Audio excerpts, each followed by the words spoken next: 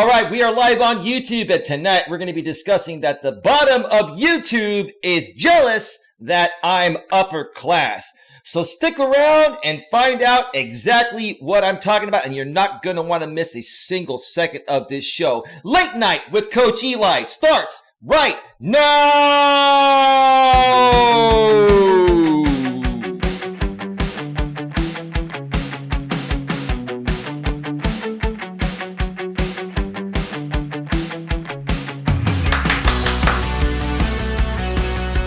Live from Northern California, welcome to another episode of Navigating the Modern World with Coach Eli. Little itch for good luck to start off the show. And if this is your first time here, and most importantly, you are open to suggestions and change, please consider subscribing and then banging that bell. And after you bang that bell, when that pop-up box pops up, make sure you select all notifications, because that way you won't miss a single thing. You will not miss anything when it comes to getting a better grip on your life. And also make sure on your smartphone, your tablet, your iPhone, your Android, or anywhere that you have the YouTube app installed on, you must also make sure that the YouTube app is set to receive notifications at a device level. You do all of that and you're all set. You won't miss a beat. And trust me, you will not want to miss a beat, because you know that the heat is on. The heat is on. The heat is on. It's on the street. JB, the heat is yeah. I just had to start off the show that way. The heat is on. How's everybody doing tonight? It is 4:18 a.m. Eastern Standard Time, 1:18 a.m. Pacific Standard Time in my neck of the woods. I'm in the good old San Francisco Bay Area here in Northern California, Redwood City to be exact. And I'm glad you could all join me here tonight for another great show. Now, let me start off by giving my prelude like I did last night regarding the purpose of this stream. Now, once again, tonight, I'm doing a late night stream because I am specifically catering this stream to the Dramasphere group that's been attacking my brand between my former channel that I used to run and this channel that I currently run for the last 3+ years. And it's severely been affecting my channel's growth, whether I ignore it, feed into it, regardless of what I do. So I figured, the best thing to do for the time being is run these late night streams, raise awareness, and call people out on their stupid crap, and raise awareness to my audience of people that are actually here for the right reason. What's really going on, despite the lies and the games the other side's trying to feed you to turn you away from my channel, myself, and my brand. And that's why I'm doing this. Now, if you're here and you're brand new, you're not going to have a clue regarding what this stream is about. You can do one of two things. You can stick around, network in the chat, and try to figure it out, ask questions in the chat with the people that understand this. Or you can say, you know what, Eli, the stream is not for me. I'm here for your coaching. I'm here to grow my channel. I'm here for YouTube tips. I'm here for business and personal coaching tips. And let me make it very clear. If you folks want to ask me any questions throughout the show regarding any of your business or personal needs, regarding your dating relationships, your marriages, regarding, working in the corporate world, regarding transitioning to becoming a self-employed entrepreneur, or if you have any YouTube questions, because I am YouTube certified, you can ask those and I will get to those questions in between what I discuss here tonight regarding the Dramasphere. But primarily, this show is being catered to the Dramasphere. Just being honest. I'm being transparent, and I don't want to waste your time if you're not here for the purpose of this stream. Okay? Now, the title of the stream is "The Bottom of YouTube is Jealous That I'm Upper Class." Pretty cocky statement. I will agree that's a cocky statement. I created it that way on purpose. I will explain myself in just a second here. And on my thumbnail it says, "YouTube scrubs seeking my attention." That's what it all boils down to. It all boils down to YouTube scrubs seeking my attention. And I'm going to get into deep detail here tonight and explain that. The right side of history. You are a sock account. Who are you? Identify yourself. Let me know who you are right away or I will ban you. Are you Blue Ball Brandon? Are you a Sicily 810? Who are you?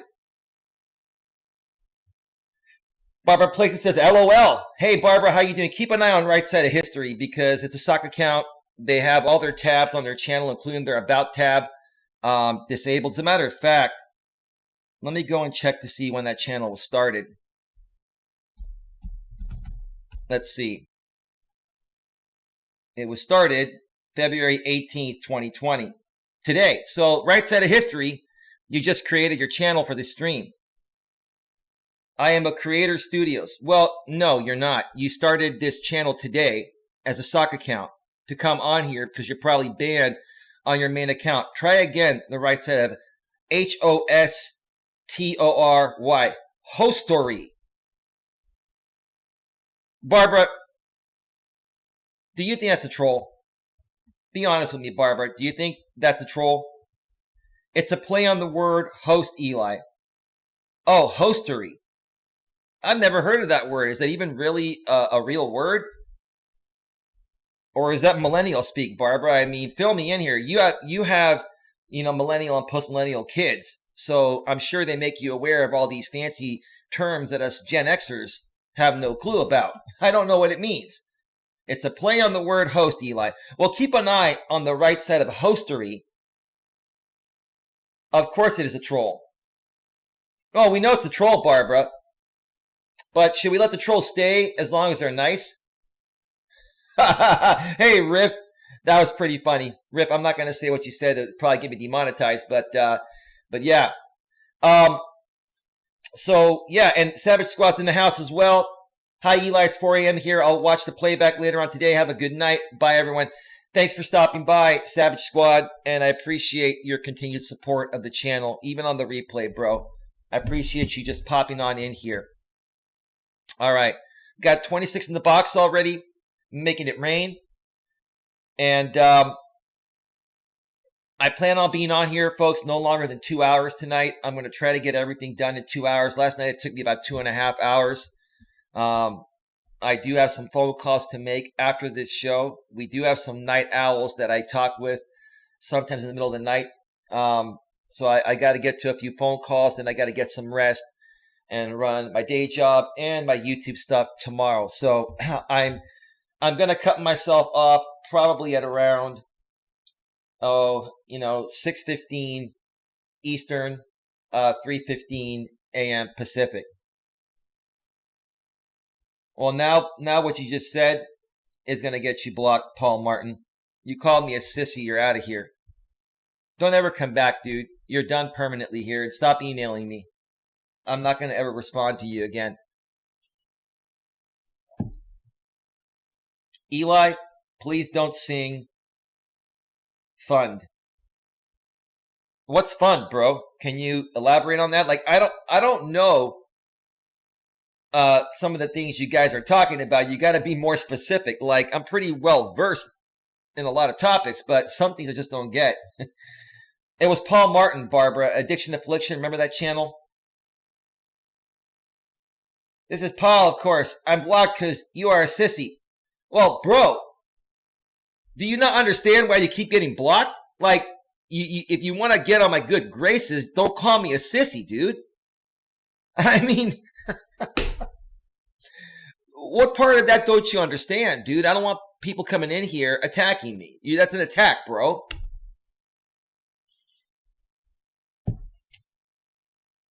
Read it, sheesh. Rip says, Eli's please don't sing. Oh, Eli's please don't sing fund. Oh, okay. You're trying to get me to create a donation fund to pay me to not sing. So you're saying, Rip, if I create the donation fund and say, Eli, please don't sing fund, you're telling me that I might get some super chats tonight. Is that what you're saying? Now I got it, bro. Now I got it. I didn't look at your message too clearly. Barbara places Eli. I think he's talking about the donation fund name. Yeah, I know there's about a 25-second delay, Barbara. And yeah, I figured it out right before you put your message out there. I didn't look at the message too closely. I'm kind of skimming through stuff. 32 in the box right now. Thank you so much for being here. So let's get right to it. Tonight we're discussing, YouTube scrubs seeking my attention, and the bottom of YouTube is jealous that I'm upper class. And it's a pretty cocky statement. I'll admit it, but I'm going to explain that I don't mean it to be cocky. The intention of it was not meant to be cocky. The intention of it was meant to just state what I really feel is going on. I'm a very humble person.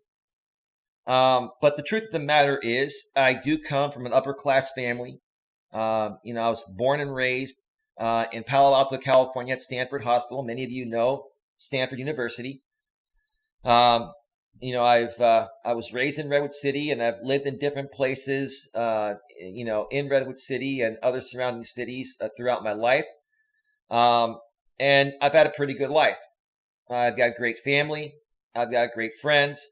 I've had a great upbringing from two Greek parents, one that passed away 10 years ago. Most of you that have been around for a while know my father, Dimitri, passed away almost 11 years now.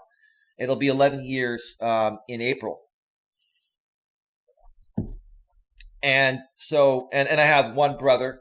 Most of the people out here know who my brother is. They've created sock accounts on my brother's name. They've actually even tried to reach out to my brother several times, and my brother reaches out to me and says that these people are just idiots, man. I don't feed into that stuff. I just ignore it. I know what's going on. So I've had, great family. My father's parents and my mother's parents, they're no longer around, my grandparents. But I had a lot of great support from my grandparents growing up, my parents, aunts and uncles, cousins, etc. I came from a very good family. And now, was I a little shit every now and then? Sure. But when I was a little shit, my dad would put me in my place. My mother tried to baby me because, my mother, she's become a much stronger woman than she was when she was younger and when my brother and I were younger. And my father, when he, met my mother, they got married. My father was 18 years older than my mother. I think my father was like 39, almost 40. And my mother was like 22 or 21, almost 22 or something like that, right around there. And so, my mother was younger. My father was older. He had a lot more experience. So, growing up, I got an overabundance of nurturing love from my mother. My mother was very protective of my brother and I.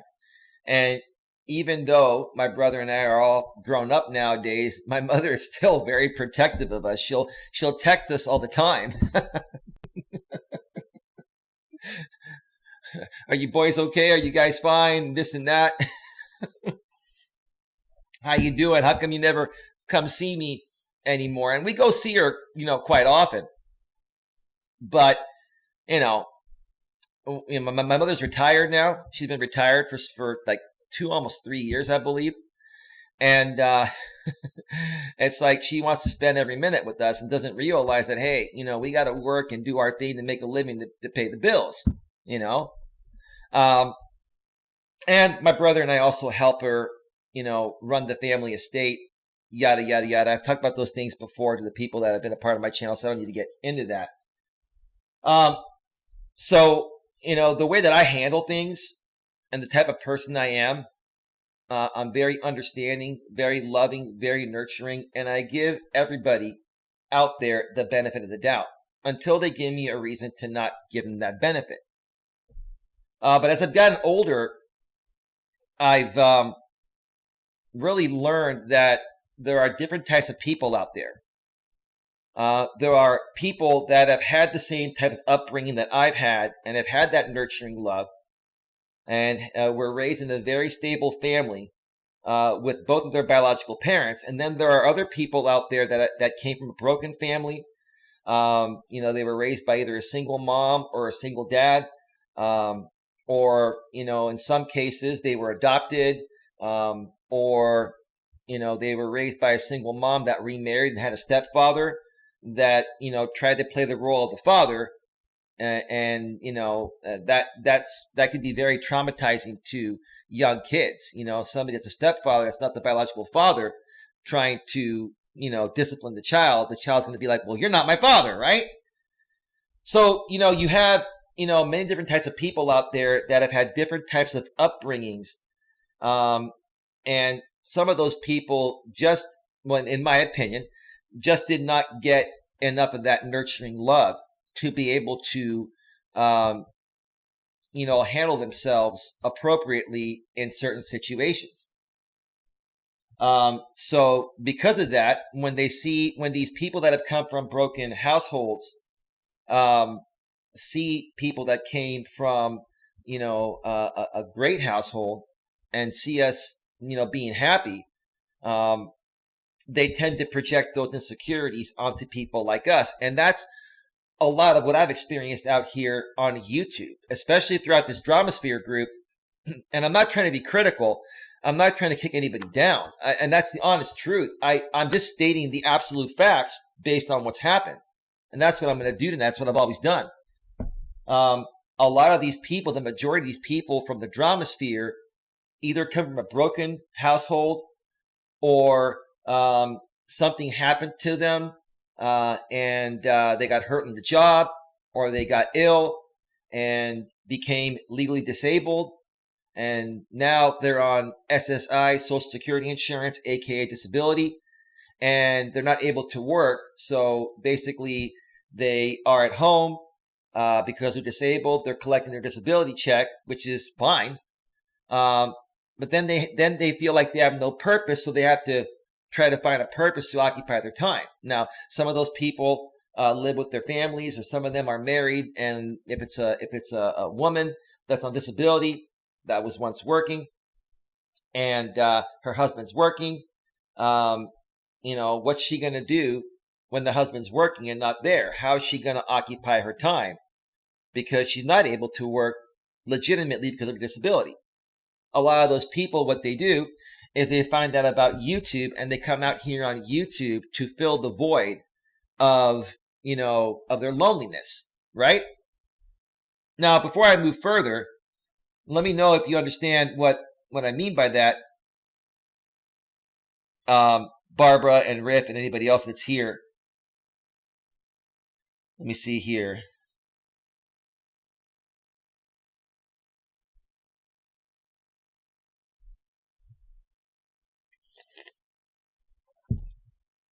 Riff Mago said, I hear the Oedipus train tearing around the corner.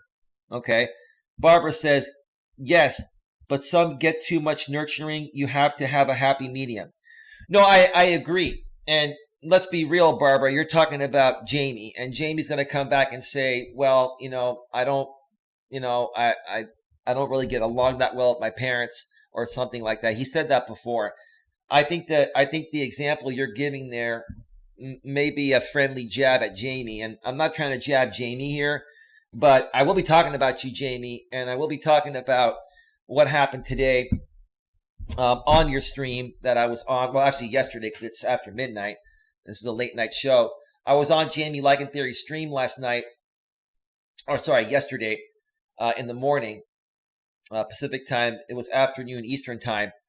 And, I voluntarily went on there because, he was talking about his situation with, Trim Hits, Ronaldo, and, trying to figure out if he's really, Dr. Robert that's going away now in 7 days. The clock is ticking, 1 week to go, right? Riff Mago says, we know how she's going to fill the void. Cue 70s porn music. Barbara's like, bow chicka wow wow. LOL. Yeah, absolutely. Your virtual assistant 101. Good morning, all. Hey, your virtual assistant 101. How are you doing? Welcome to the show. Glad to have you here. You and I connected through networking. I'm just letting you know that this is not one of my typical streams. I am catering this stream to my audience that's been around for a while. and knows the situation that's happening between my trolls and haters, you're welcome to stick around and try to figure it out, but you're probably not going to know what's going on here. But feel free to network in the chat, get to know Barbara Placence, get to know Riff Magos, and anyone else that comes in the chat. Feel free to network. But to be honest with you, this is not one of my regular streams. I do some growth streams sometimes.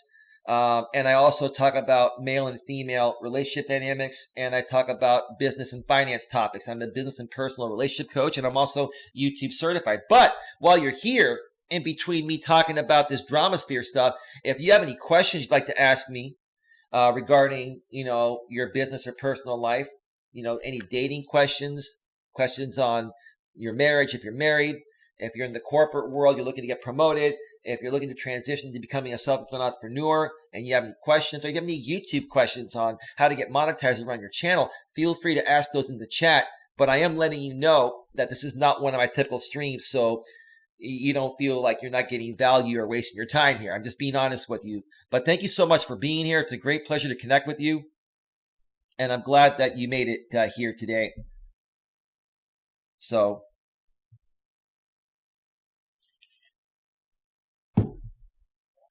anyway, so yeah, let's get right back to it. So that's what I've seen out here on YouTube. I see, and I really want to tread very carefully with the way I talk about this, because a lot of these people take what I say way out of context, even though I think deep down inside they understand what I'm saying. They take it way out of context because, again, they're unhappy within themselves, and they're out here using YouTube as an outlet to project their insecurities onto people that have their shit together like me. Riff Magos equals hands. Eli, a big trusty book of Hellenic mythology, equals talking about the Oedipus comet. Okay. Your virtual assistant 101, thank you for your hospitality, host. I'm here listening. Hey, your virtual assistant 101. You can call me Eli. My house is your house. I understand that, some people feel it's very polite to call the host. I'm your friend, man. Welcome to my house. Stick around as long as you like. Come and go as you wish. Please call me Eli. I would appreciate that. I want you to feel safe and comfortable here, man. And I appreciate that, though. I appreciate it, brother. Thank you so much. Anyway. So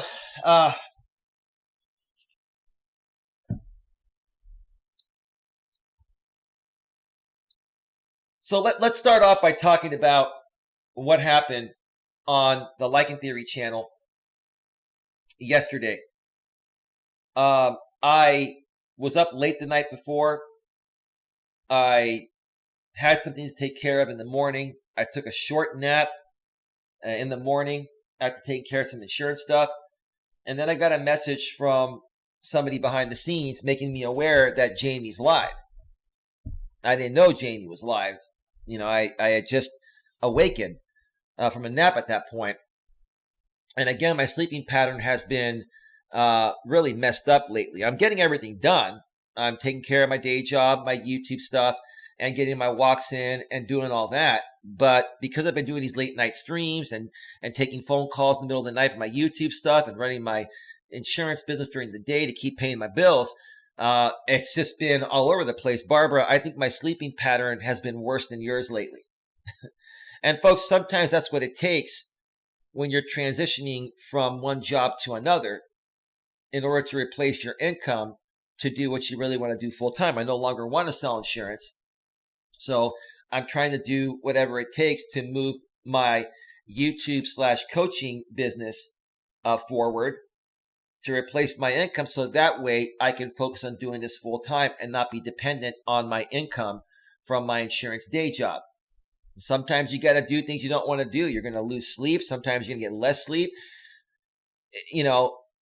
If you really want to make something happen, if you're really passionate about something and you want to accomplish it, you're going to do whatever it takes to get there. And that's where I'm at right now. And that's what it takes.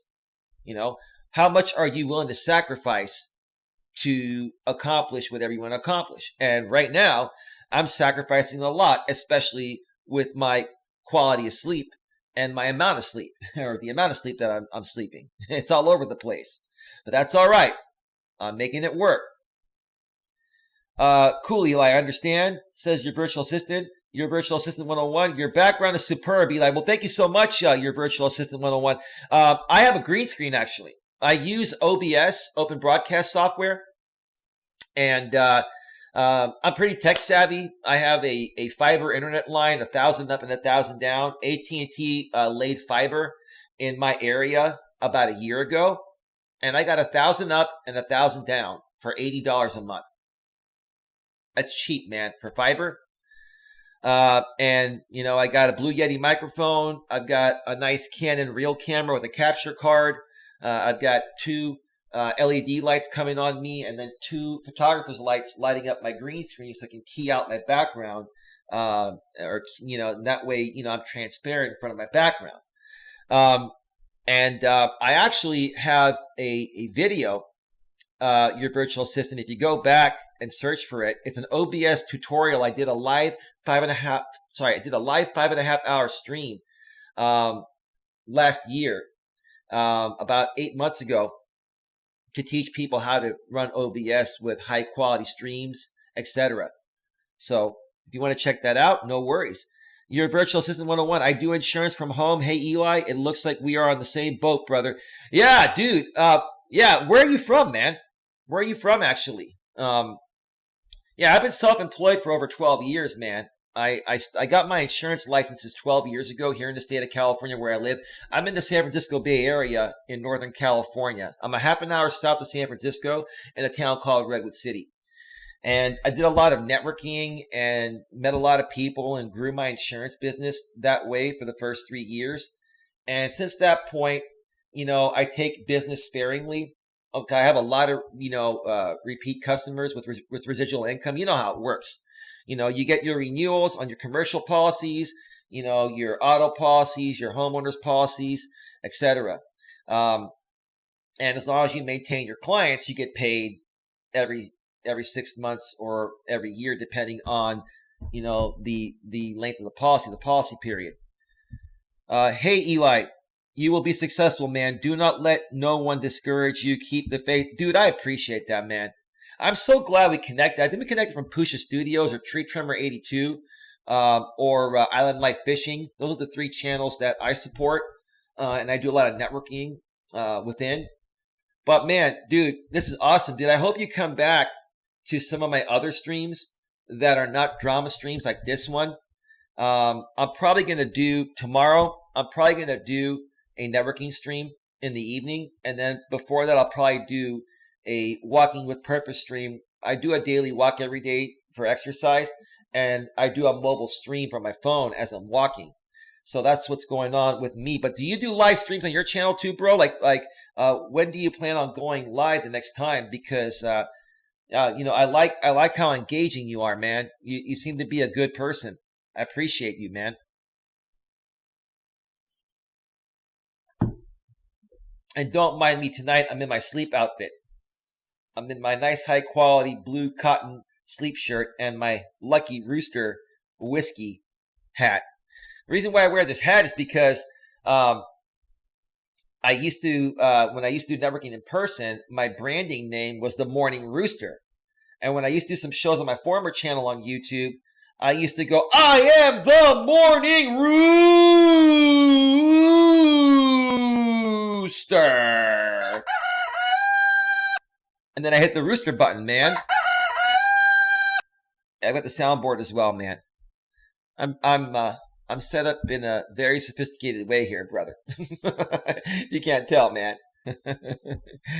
Riff Mago says, Q Axl Rose, take me home to Redwood City where the rent ain't cheap and the wind is shitty. Oh, won't you please take me home? You talking about Paradise City, huh, bro? You talking about Guns N' Roses, right? Yeah. Guns N' Roses, that was a great, great CD. Sweet Child of Mine and Paradise City, 2 great songs back in the late 80s, early 90s, man. Axl Rose. That was good stuff, man. They don't make stuff like that anymore. Riff, that was great, says Barbara. Absolutely. I'm from the Caribbean. I am licensed to sell in 34 states. I'm only licensed in California. I didn't want to get licensed anywhere else.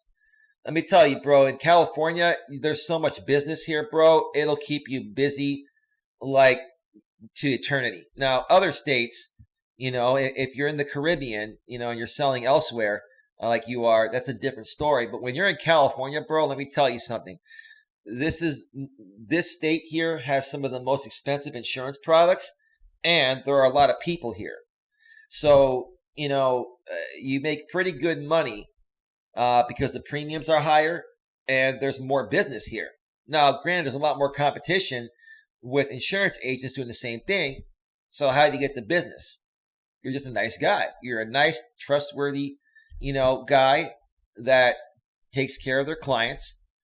And as far as it goes with me, I'm very thorough with my explanations, and my clients appreciate that. I actually explain to them how their coverage works, rather than just say, okay, this is what you need, sign here, sign there, initial there, and give me your credit card number, and we're good to go. Like some agents do that. Like, I'm very, very thorough. I've lost the loving feeling of selling insurance. Or I've lost that loving feeling of selling insurance. Your virtual assistant 101. But when I was, fully into it, and even when I write some new policies now, every now and then, I'm still very thorough with my clients. I want them to know what they're getting. And I tell my clients, I'm not going to sell you any policy unless you allow me to explain to you the coverage that you're getting. Because one day you may need to use it, and I want you to be prepared for it. And they appreciate that. Even though they're typically in a hurry and they just want, they say, oh, we trust you, we trust you. Well, I'm not going to sell you the policy until I am sure you're aware of what you're getting and why you're paying for what you're paying. Your virtual assistant says, sounds good. He goes, I also do real estate as well. I work from home as insurance and real estate so I can achieve my bigger dreams, which is YouTube, and make money online as an affiliate marketer. Dude, you're godsend, man. When I do my typical streams, which are coming more so this week, I've just had a lot of drama stuff to deal with this week. I'm trying to get that out of the way. Dude, I'd love to connect with you. Maybe we can get you to do an interview and help you grow your channel. I think that would be amazing, dude. He goes, I over deliver. I like to go all in when explaining coverage. Same here, dude. That's perfect. I see. This is the power of networking. Now, your virtual assistant 101. I want to make you aware there are trolls and haters behind the scenes that don't like me, and they're trying to keep people away from my channel. These people are going to probably attack your channel and tell you that I'm a bad guy. They're also going to send you links to videos that are taken out of context, where I may have overreacted to certain things on some other live streams in the past.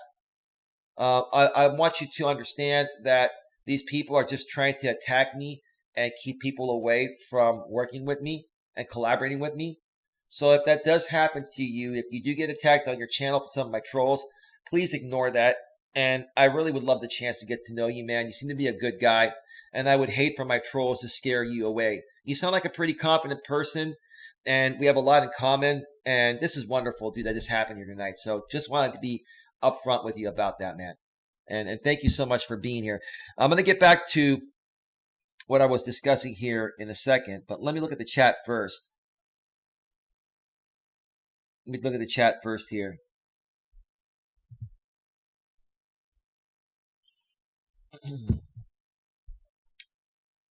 Let's see here.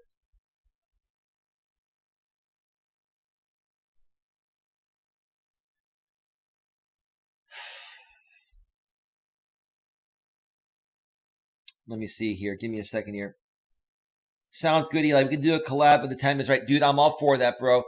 My email's below in the description or on my About tab, Coach Eli at coacheli@melas.com. And I will come to your channel, bro, and I'll support you. If you go live at some point, I will be there, man. Thank you so much. I appreciate it. Riff Mago says, you would need to say it in an Indian accent. I'm very, very bad man. I'm very, very bad man. Okay. All right. So let's talk about what happened on Jamie's live stream yesterday. Like I said, my sleeping pattern has been messed up. I had insurance to take care of in the morning, and then I took a nap. And then when I got up, I got a message from someone behind the scenes telling me Jamie was live. And it was around, what was it, around 10 o'clock, 10 a.m. my time. And I got on the stream, and I was typing in the chat, and I wasn't banned. So I said, Jamie, if you want me to come on, I'd be happy to come on.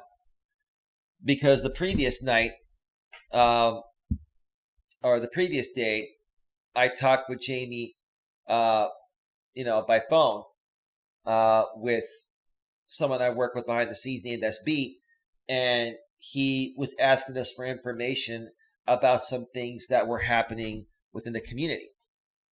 And he's trying to get down to the bottom of who's telling the truth and who isn't telling the truth. So I went on his stream. I was on there for a couple of hours, and I answered all his questions in the best ways possible. There were some things that I was not able to answer because I've been told by some attorneys, and I can't go into too much detail regarding this. I didn't even want to mention attorneys are involved in some of the things that I'm working on with some other people behind the scenes. But because I was asked questions that I'm not able to legally discuss by request of these attorneys, I had to mention it. Because I told Jamie, I'm like, look, I'm not trying to deflect any questions. And you know me, Jamie, I have a big mouth and I want to share everything. But I'm being held legally responsible for what I say. And these people are watching. So there's only so much I can say at this point. Now, down the road, when the time is right, when, some of these cases are closed, then we will talk about them all you want. No problem. But I went on the Jamie stream and I said, look, I'm willing to answer anything I can answer, anything that I can legally talk about 100% with 100% honesty, which is what I'm trying to say.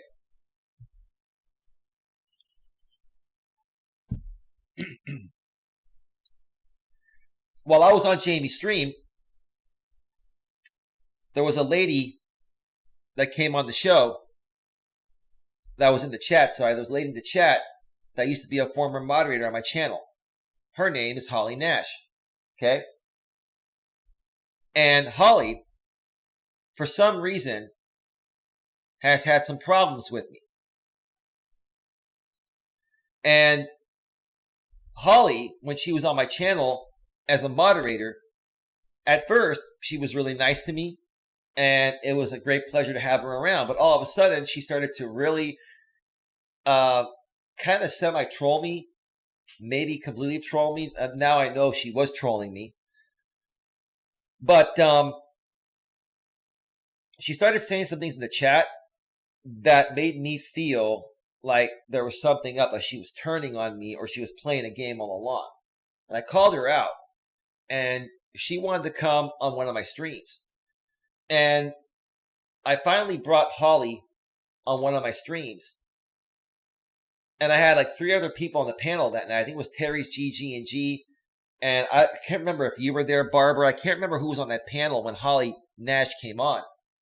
But she came on with a very, very rude demeanor. And she was swearing like a sailor every second word. And then all of a sudden, she goes, okay, Eli, I got some things to say to you. You may not like this. I got some things to say to you. But, I want you to hear me out. She asked me a question. She goes, she made a statement. I'm sorry. She made a statement and said, Eli, you attacked my brother, and that's why I'm coming after you. That's why I trolled you. That's why I'm calling you out. You attacked my brother. And I'm like, well, Holly, who's your brother? She goes, I'm not going to tell you who my brother is. That's irrelevant. And I'm like, Holly, how can I validate what you're saying? If you're going to accuse me of something, I need to know, why I'm being accused, so I know what I did. Because if I did say something to somebody and it happens to be your brother and I made a mistake, I'd like to apologize, or at least I'd like to, have a civil conversation with you regarding it. But she wouldn't give me that. Then she kept on talking and started going off. And before she could really go off on me, I shut down the Hangout and I kicked everyone off my stream. Not my stream. I run Hangouts, Google Hangouts, with an OBS, open broadcast software. And so, if something goes wrong, I can shut down the Hangout, but it will not shut down my live stream. Like, for example, I could switch over to my Hangout screen here, full screen on Hangouts, or I could go to a quad screen where you see me on the bottom. I have Hangouts on top, chat on the right, and on the top right. On the bottom right, I can play a video down there and do a reaction video. That's how I have my setup all set, right? So I ended up shutting down the Hangout window you see up top, and then I just switched to full screen. And I cut her off before she could attack me and derail my show. And that pissed her off. Sharon was there, and I sent Sharon a message saying that she was a plant. Yep, you were right, Barbara. Barbara, here's the thing. You see, Barbara, again, what I respect about you is you and I can agree on certain things and disagree on certain things. We can still be friends at the end of the day. And Barbara, I got to say, for the most part, despite anything that's happened between you and I in the past, or even in the present, most of the time you've been right about these things. And you were right again. And I'm not saying that to suck up to you. I don't care what the other side says. The other side doesn't like you. They call you Swamp Rat, which is ridiculous. It's a childish, stupid name. But you were right. You were absolutely right. So that infuriated Holly Nash to the point of where she went to Jamie's channel, Like in Theory, and started talking smack about me. And I'm thinking to myself, who the hell is Holly Nash's brother? Right? I'm trying to figure out who her brother is and why won't she tell me? And this woman went on Jamie's stream and like every second word was a 4-letter F word. She was swearing like a sailor. And I'm sitting there thinking to myself, this is supposed to be a grown-ass mature woman that's a nurse in a professional industry coming on a live stream and spewing hateful words to someone she barely even knows. I barely even know this woman, and I didn't even know who her brother was because she wouldn't tell me. So how am I supposed to react to that, right? So after that night, I let it go. And for the next few days, she would go on some panels. She went on JD Gunnar's panels. She went on Jamie's panels. She went on all these panels and was just talking a bunch of crap. I found out about those streams because people were sending me links, but I didn't watch them. I mean, I would tune in for 2 minutes to see what it was, and I'm like, oh, it's just Holly running her mouth again. Same thing, different channel. She's just seeking attention and validation. So I'm like, I'm gonna ignore this. I'm out. Peace out. Yeah, you're welcome, Barbara. You're welcome. Seriously, it's the truth. She also referenced her nasty panties a lot. Well, she's very insecure, Barbara, and I'm going to explain more why, because I found out a lot. I know you heard she was on a stream with Jamie, earlier, last night, which was, about 4 or 5 hours ago, she was on a stream with Jamie. And I'm going to share more about how I got to this point. But let me finish this first part up, and then I'm going to take a quick 5 to 7 or 8 minute break, get some more coffee, and continue talking about it. And once I'm done talking about Holly Nash, I'm going to go and make people aware of the latest regarding JD Gunnar briefly. So I just started ignoring Holly. And I didn't think too much about it. I tried to figure out I said, let me try to find out who her brother is. And I couldn't, I didn't put too much effort into it. And I just said, screw it, it's not worth my time. She's not worth my time. I've got too many other things that are more important. Who is this lady? She came out of nowhere and she's accusing me of attacking her brother, yet she won't even tell me who her brother is. So how can I validate that? Right? So what I'm going to do now is take a quick break, folks, 5 to 7 or 8 minutes, and then I'm going to come back and share what happened next with the Holly case. It came out of nowhere because she basically called me out on Jamie's live stream yesterday morning in the chat. And basically, Jamie wanted to bring her on. And Jamie wanted to bring a bunch of people on from the drama sphere to talk with me live on the air through his panel on StreamYard.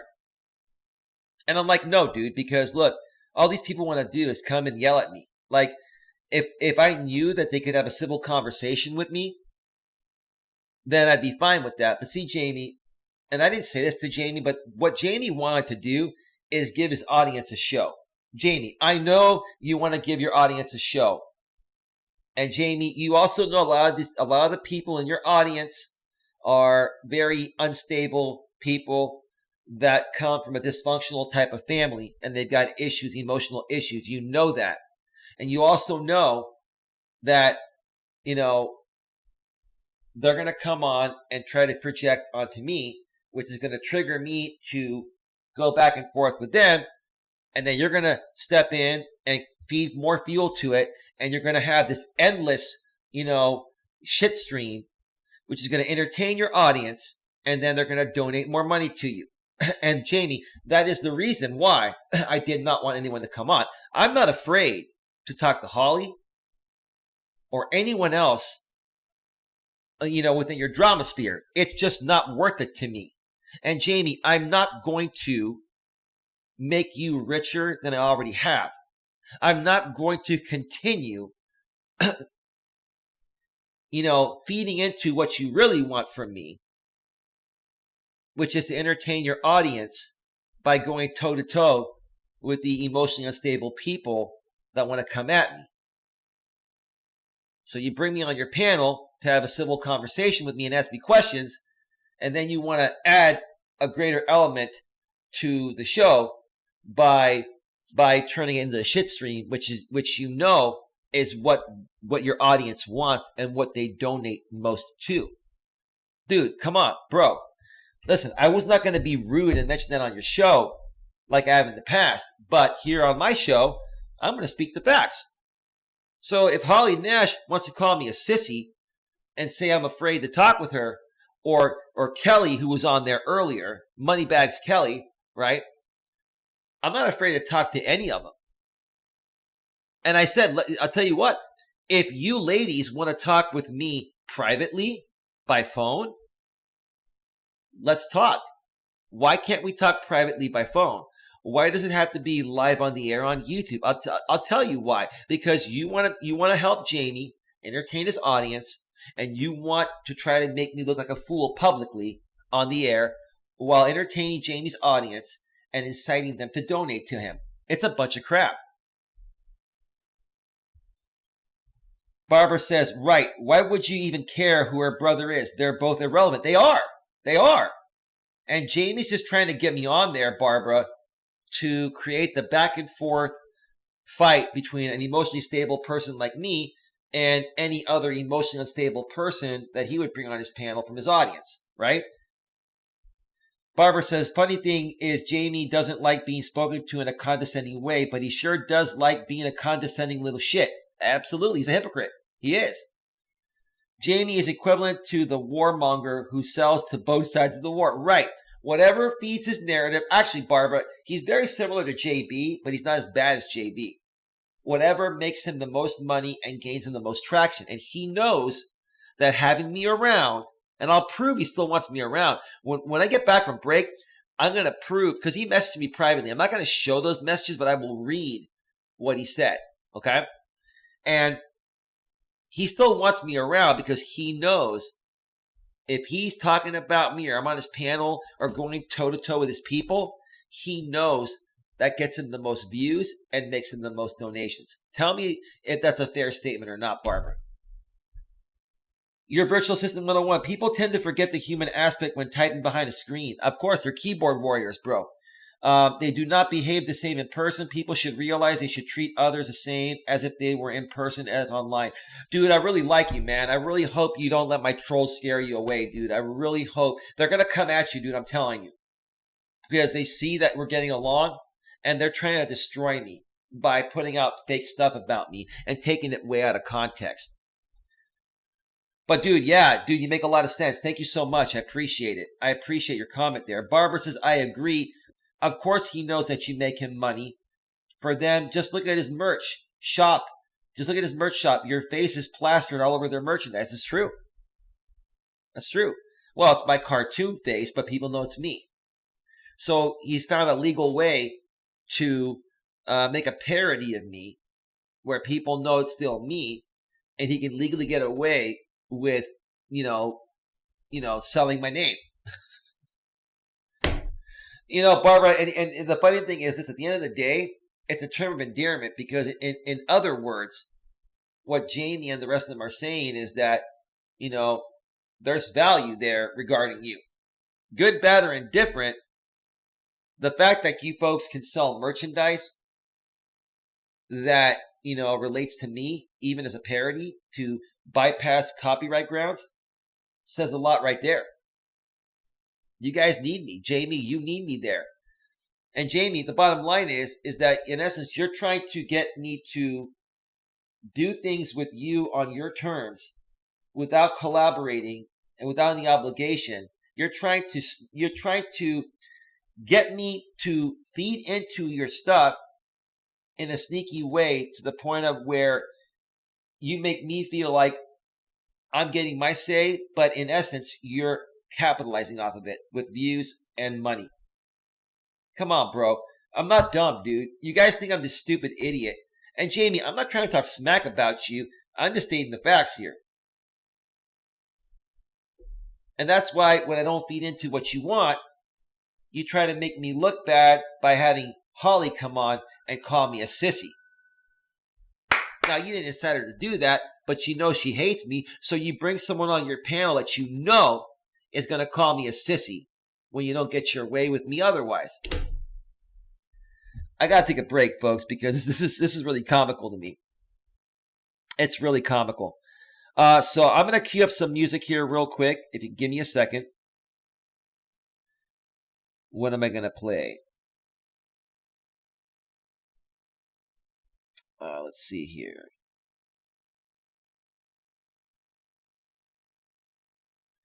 All right, folks. I got the music all queued up. I'm going to step away for 5 to 7 or 8 minutes or so, and then I'll be back to continue for about another hour and 15 minutes because I still have a lot more to talk about regarding the Holly Nash, Jamie Liken Theory channel situation. And then I'm going to talk about the latest about JD Gunnar because, yes, he's back on the run, and he's made some major moves on his Gun Squad channel, and you're not going to want to miss that. So stick around. We will be, well, no, hang on a second. Hang on. What the hell's wrong with my phone? I hate when the phone gets stuck and it won't turn on. Give me a second here. My apologies. Oh, here we go. I think my iPhone restarted. Sometimes it just does that out of the blue. All right, we're good now. All right, folks, do not go anywhere. We will be right back.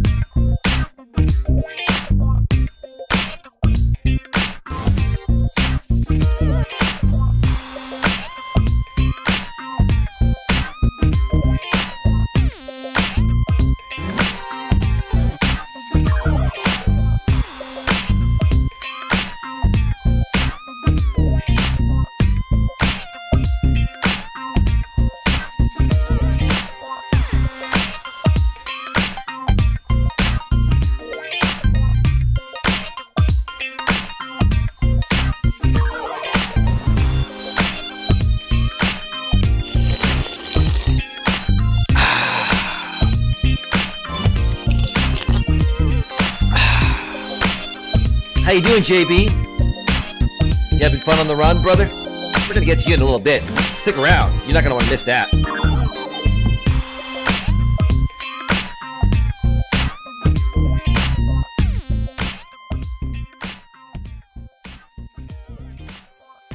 Ha ha ha.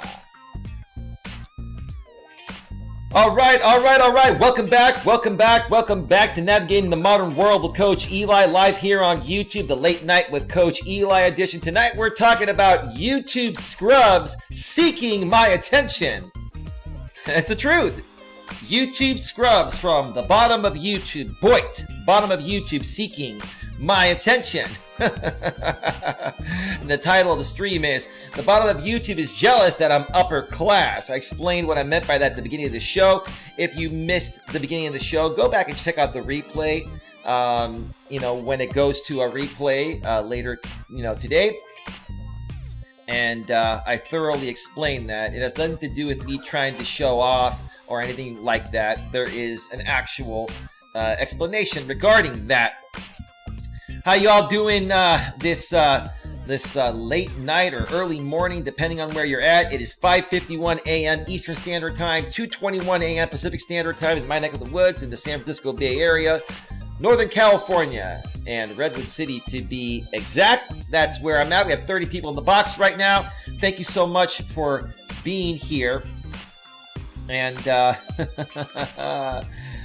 oh boy. Brandon the Pinocchio. How you doing, man? Brandon's a real channel. I met Brandon through networking. Thank you so much for being here. Hey, Brandon the Pinocchio, just want to make you aware that this is not one of my typical streams that I normally do. I'm actually catering this stream to a Dramasphere audience that has been trolling me and harassing me and attacking my channel and the people that come to my channel. For the past 3 years, between a former channel I used to run and this channel that I've been running for about 14 months now. So this may not be one of the typical streams that you may get value out of, and you're probably not going to have a clue regarding what I'm talking about here. But please, if you want to stay, no problem. Feel free to network in the chat. Barbara Plaisance has been a long-time moderator and friend of mine. We also have Riff Magos in here. He's a good dude. Your Virtual Assistant 101, who I met through networking as well, in the same ways I met you, is here. So feel free to stick around. If this is not your cup of tea, you're not getting any value, I don't want to waste your time, I'm leaving that option to you. But you're welcome to stay here. It's totally up to you.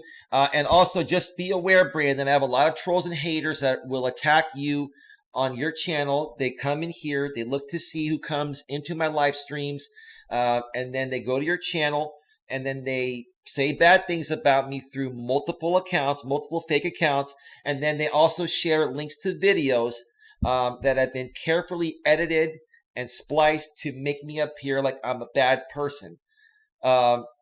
He goes, I saw your comment you posted a while ago. Went in my spam for some reason, but I approved it. It is cool. I will join your stream another time. No problem, Brandon. Thank you so much for being here. I appreciate you. Have yourself a great night. And again, just be aware that the trolls are probably going to come to you and say a lot of bad things about me and try to share video clips with you that they're going to say are legitimate, but they've taken those clips way out of context.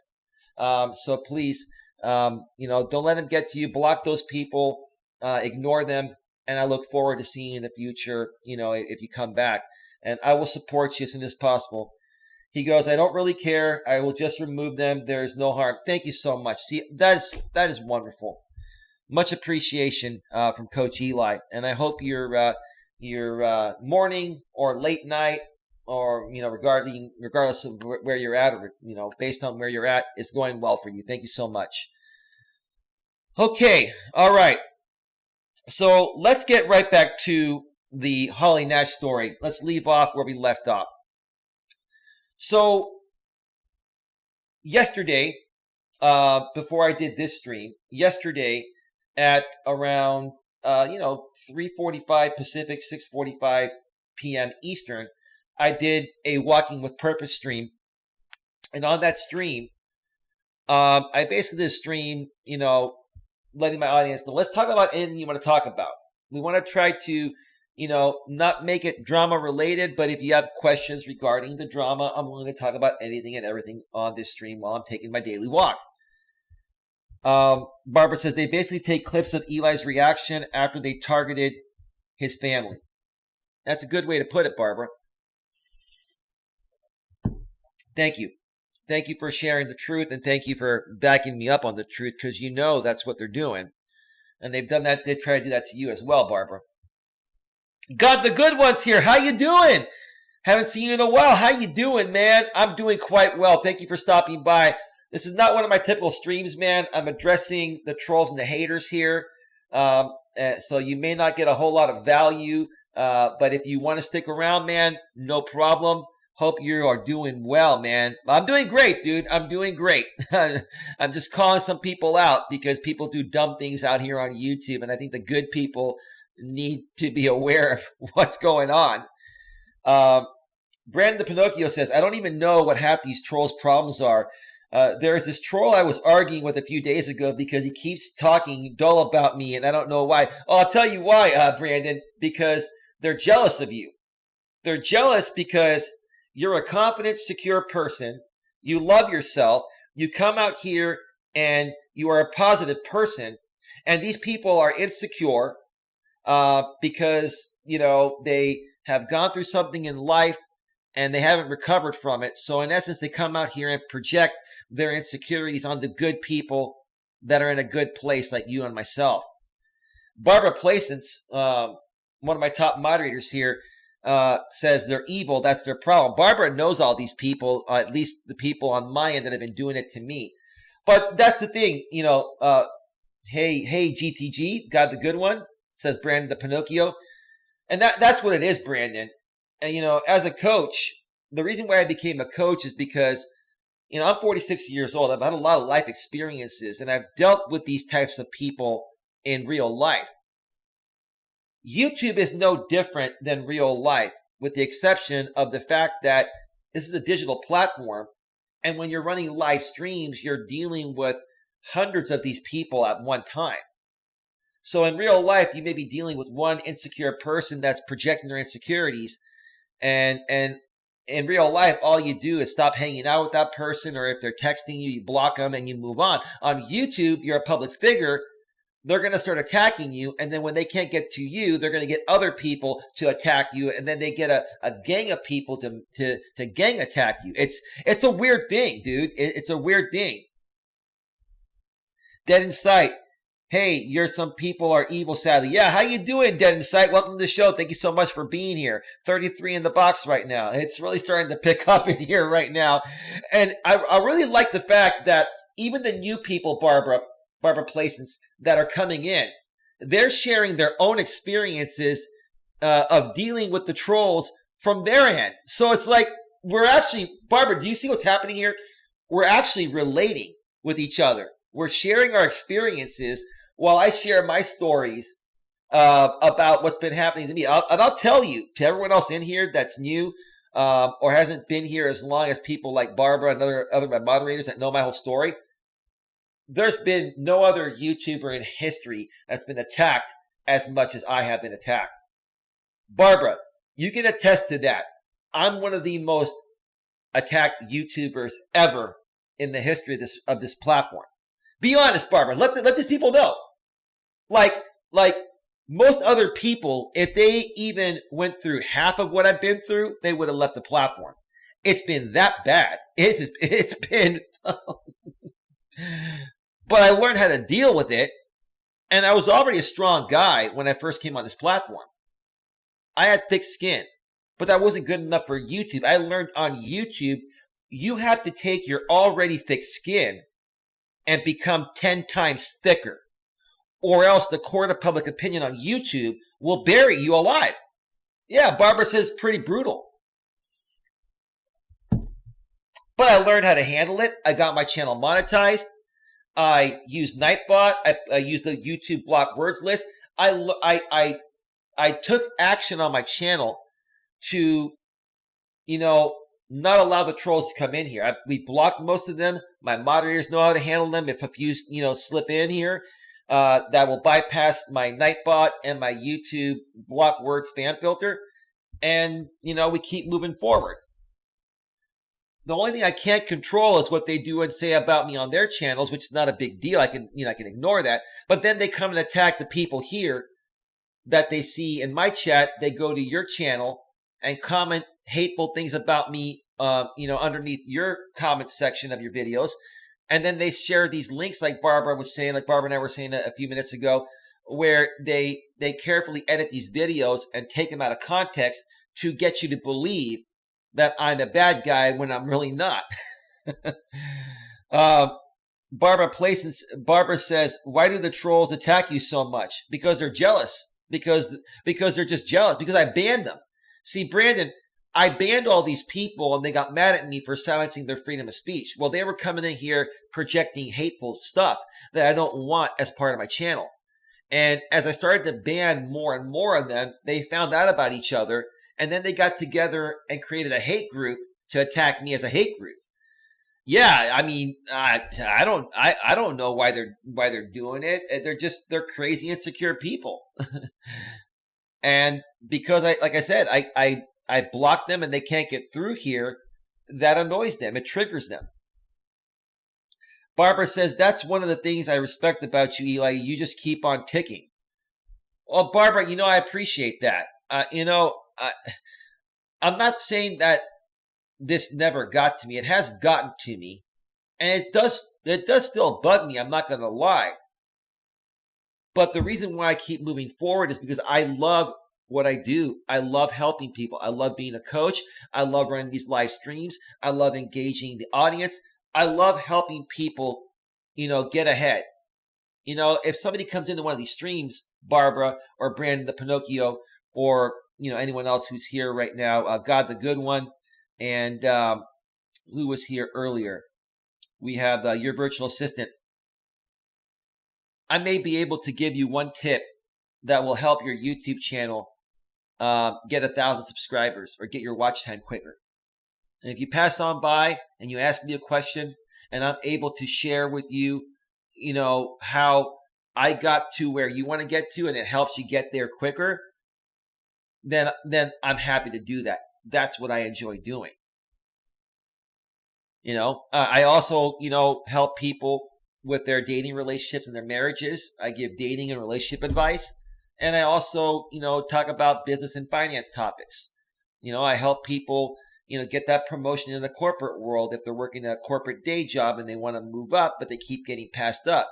I help them figure out why they're getting passed up and how to give themselves the best chance of getting the promotion the next time it comes up, right? Or if they're trying to make a transition from the corporate world or working for somebody else into becoming a self-employed entrepreneur, I help people, tackle that because I've gone through that myself and I know how bumpy the road is. So I share with you folks, the path to take of least resistance. So that's that. Let me see here. God the Good One. I'm getting quite a few trolls right now. A view is a view, and I've got thick skin. God the Good One, that's what I respect about you, man. You got to have that thick skin out here on YouTube, and you got to have thick skin times 10, brother. Like, I'm sure you had thick skin before you came on YouTube, and so did I. But YouTube tested, like I said a few minutes ago, YouTube tested my already thick skin. I had to become thicker and stronger, man. Let me tell you, it's a bloodbath out here. You're a public figure on the largest digital video platform in the world. I mean, it's just the way it goes. Like Ronaldo, like you say out there, one of my biggest trolls, Ronaldo Smith Jenkins. Okay, he says that's the way she goes. That's the way she goes, Eli. It's the way she goes, right? Yeah, right, Ronaldo. Anyway, Brandon, they all come from the same community and they use their discords to set up targeted attacks. They are a hate group. They have a cult-like mentality. Yeah, it's like the Church of Scientology, Barbara. That's how they act. But anyway, Brandon the Pinocchio says, Barbara places it sounds pathetic that's what creates a swarm of trolls. Yeah, it's because they're insecure people. a lot of these people don't work. They're on SSI, Social Security Insurance, also known as disability. And, they have nothing better to do than come on YouTube and project their insecurities, which fills the void of having nothing else to do. Because they can't work due to the fact that they are on disability. And I'm not criticizing people that are on disability, but just because someone's on disability doesn't give them the right to come out here and project their insecurities and their unhappiness, to just to fill that void of not being able to work anymore because something happened to them. You see, I can't stand when people use their disabilities as a crutch. And I'll share more about that in just a little bit. Brandon the Pinocchio says, Barbara Placence, wow, good life they're having. Sounds like they have a stack of time on their hands. They do. For the reason I just mentioned, Brandon, a lot of these people within these hate group communities are people that are on disability, Social Security Insurance, SSI. So they're getting paid from the state, if they live here in the U.S., to sit on their ass and do nothing. And it's because they got hurt on the job or, something happened to them and they qualified for disability insurance, right?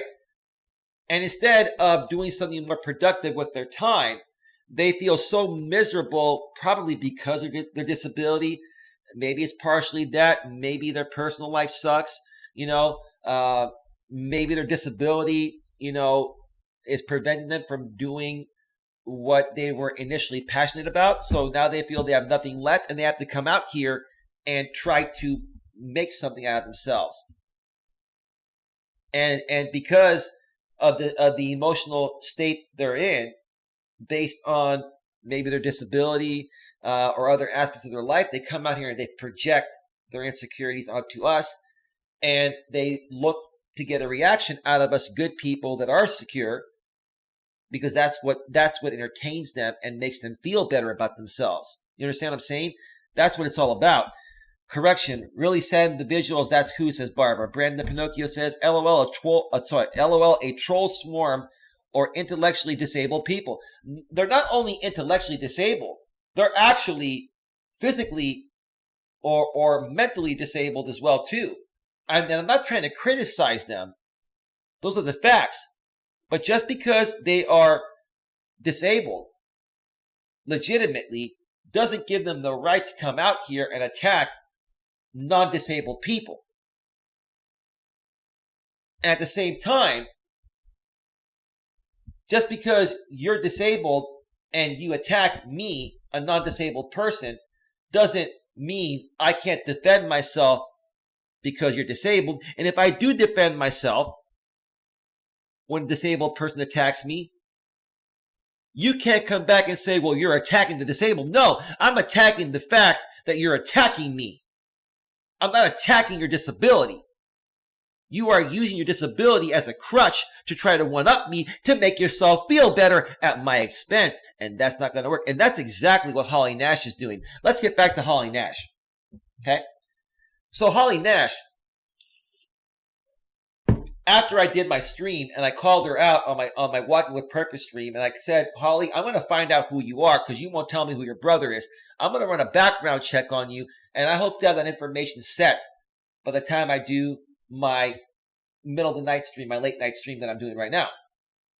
Well, guess what happened?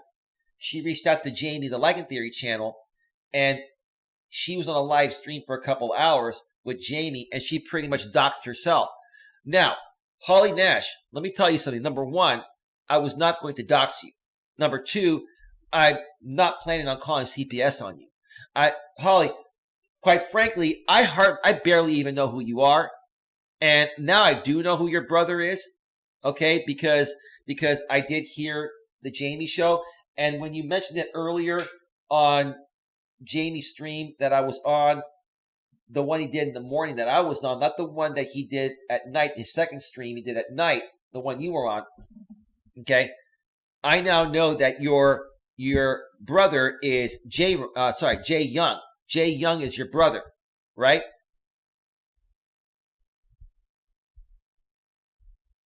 Hang on a second. I had to approve a comment in the chat. I think Barbara is multitasking, doing something else.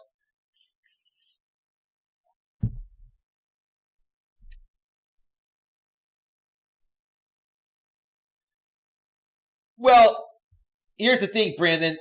She doxed herself because she thought I was going to dox her. I was not going to dox her. But see, this is the thing I don't like, Brandon.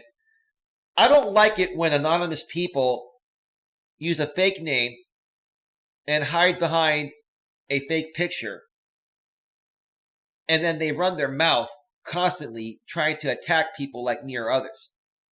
People that do that, in my opinion, I don't condone doxing, but I feel people like that deserve to be found and deserve to be doxed. Now, I'm not the kind of person that would dox them. I wouldn't put out their address or anything, but I would say, hey, I found out who you are. And listen, I'm not going to dox you, but quit running your mouth. Because if I have to protect myself legally from you or take some other legal action, now I know who you are. I don't like people that are sissies that don't show their face or use their real name like I do. I'm Coach Eli, Elias, Melas. You guys can run a background check on me. I'm totally clean. I encourage people to run background checks on me. I don't care. But when you have these anonymous trolls that come out here and attack you, like Holly Nash, okay? Holly Nash came out here, barely knew who I was, attacked me because she said, you attacked my brother. And then when I asked her, who's your brother, she wouldn't tell me. So now I got to go and find out for myself. And that's the reason why I was running the background check. Well, because she knew I was going to find out anyway, and she was fearing I was going to dox her, which I wasn't, she came and doxed herself on Janie's stream. MG, hello folks. I just thought I'd drop in and say hello. I've been listening in for a bit now. I don't know what's going on. I tend to stay away from drama. Then this stream is probably not going to be for you, MG. I've been mentioning to the new people coming in here, this is not one of my typical streams. Quite frankly, you are a channel with 1 subscriber and 0 content, and you might be a troll. I'm not sure. You joined YouTube February 10th, 2020. You're probably a troll, MG. But as long as you're cool, we'll let you stay. But if you are a brand new channel with no content and you come in here and you tend to stay away from drama, then why would you even have to say that? Why won't you just leave? Brandon Pinocchio says, yeah, I know doxing is that. You have to be careful what you put out there. And then Brandon says, LOL, random person comes and says, you attacked my brother. You ask who your brother. No comment, sounds legit. Right. You see, dude, that's the problem I have. I'm like, look, if I knew who her brother was, I wouldn't have gone on my stream earlier that I did when I was walking at the park and say, hey, look, you're trying to attack me in the chat of Jamie Like It Theory channel stream I was on earlier in the day for a different purpose. You keep attacking me, and I haven't talked to you in a while, and plus I don't really know who you are. You're not relevant to me, and you won't tell me who your brother is. So what the hell you want from me? Why should I even validate anything you're saying? Right? So fast forward to the stream that Jamie Like It Theory did with Holly Nash, where she just came out and doxed herself.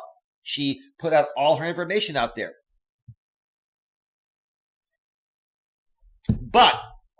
And she was wondering, oh, I want to ask Eli a few questions. And she goes, why do you attack the disabled people? Why do you attack the blind man and call him, a blind idiot or something? Well, let me answer your question for the 100th time, because you've asked me that many times in the past, and I've answered that for you, Holly. I've never once attacked a disabled person for their disability. As a matter of fact, I've never attacked anybody. I've defended myself against people that have attacked me. RJ Sandiford, the blind YouTuber, has called me every name in the book. When I used to go on his live streams, he used to bring people on from the hate group to deliberately attack me. He would go back and forth and flip-flop from the good side, my side, to the bad side, the hater side. And I was on a stream with him because he was back on my side doing normal, decent streams. And then the haters came in his chat, and then he brought the haters on to the show panel. and he encouraged them to attack me. So all I did, Holly, was defend myself. Also, RJ has called me many derogatory, foul names that I won't mention here because that will demonetize my video. And I'm not going to let that happen. Let me see here. Damn, I'm demonetized again. Yellow icon. It's gonna turn green after the show, Barbara. Here we go again. This is as vanilla as it gets. The bottom of YouTube is jealous that I'm upper class. What's controversial about that?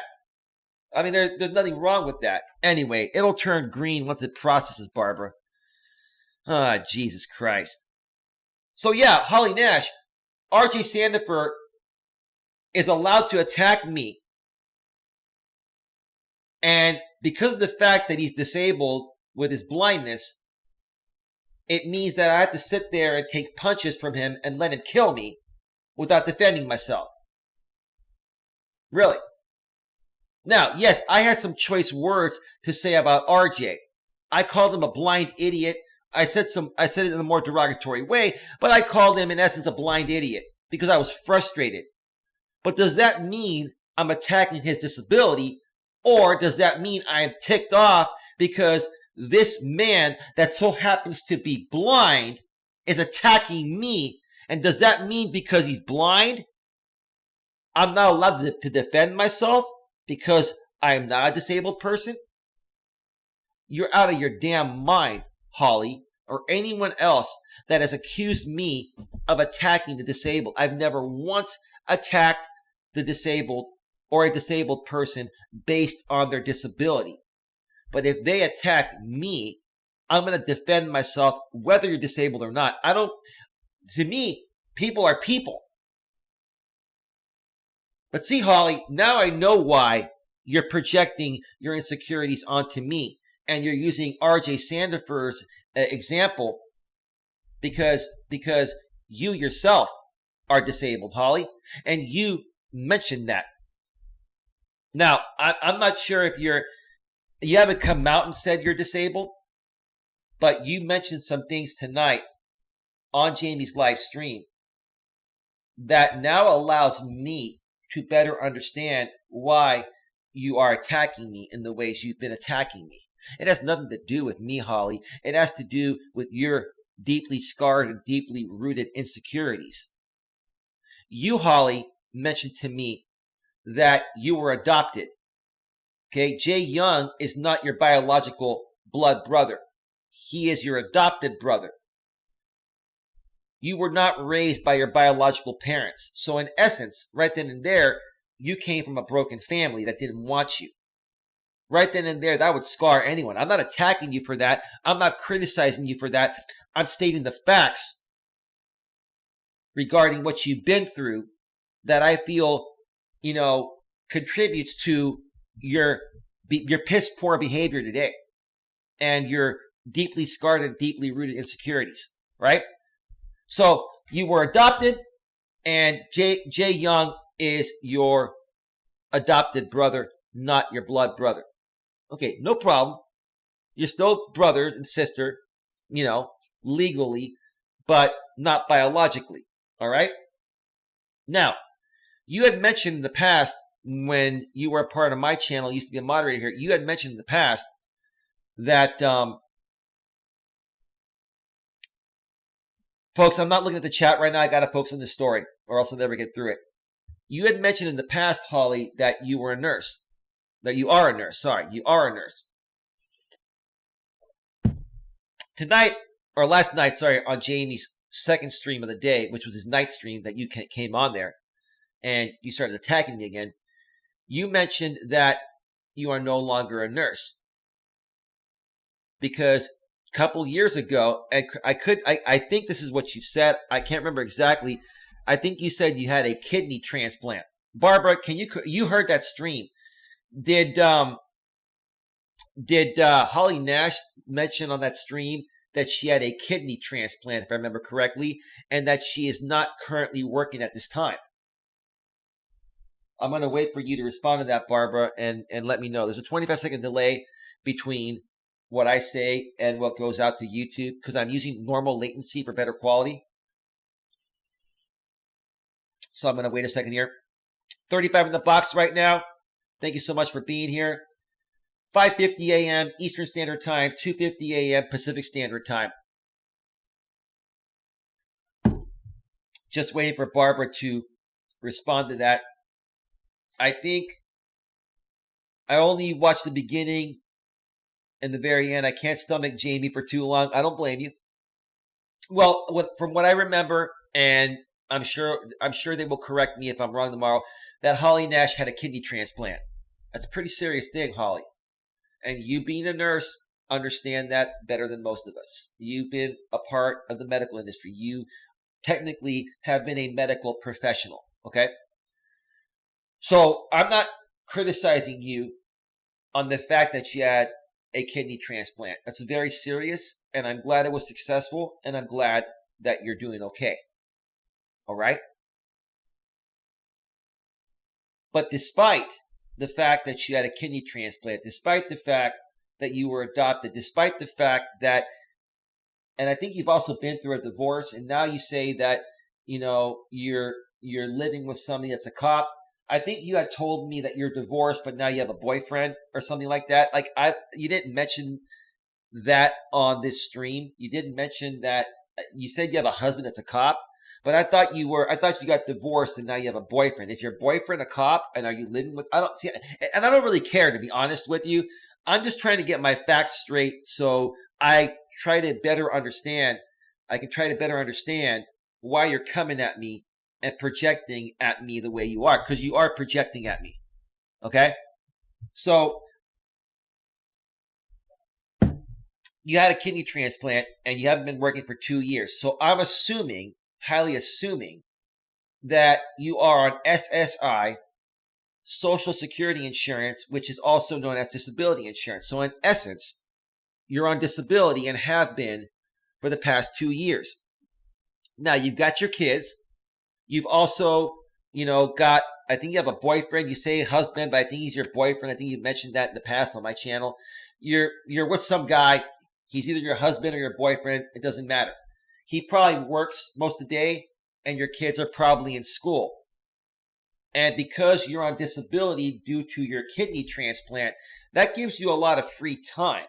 Now, granted, I'm sure you have household chores and you do other things, Holly, but I'm sure, I do know she's recently divorced. And okay, that's what I thought. So either her ex-husband is a cop, because she mentioned on that stream that, she doesn't want to say too much about it, but I think she was taught, I think her ex-husband is a cop.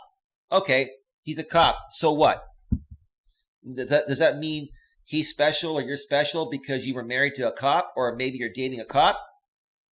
I know all the cops in Redwood City. I see them at Redmorton Park all the time. And, I've talked to a few by phone recently because of all the fuckery you guys have been doing to me. And I even had one come to my place a few weeks ago.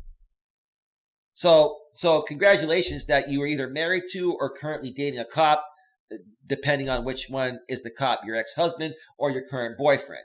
If you even have a current boyfriend. I think that's what you said. I don't know.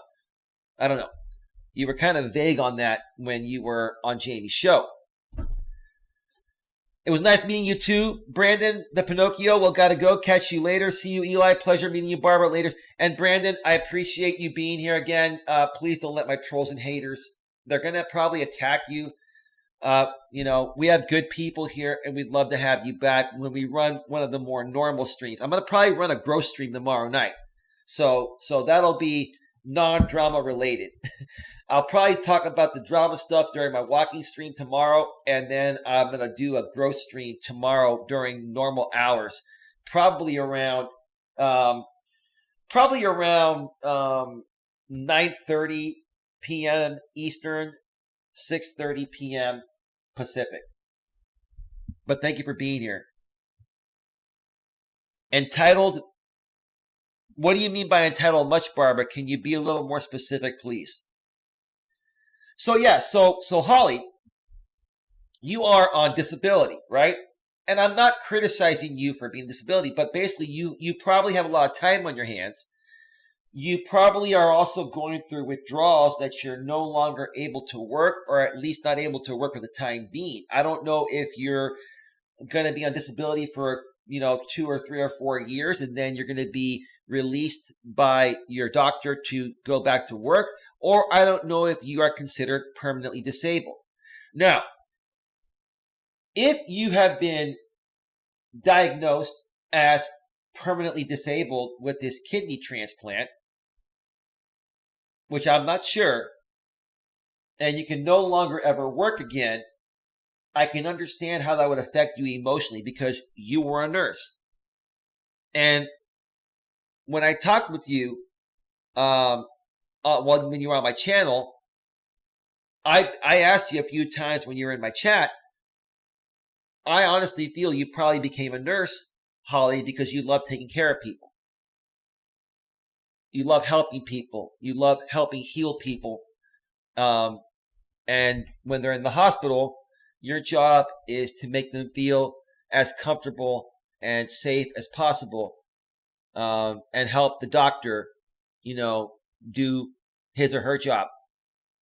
Right? You have a passion for helping heal other people. Okay? Now, do I believe that you have that passion despite what you said about me and despite how I feel about you? Absolutely. Because you wouldn't have gone through all the schooling required to become a registered nurse if you didn't have a passion for helping people at that level.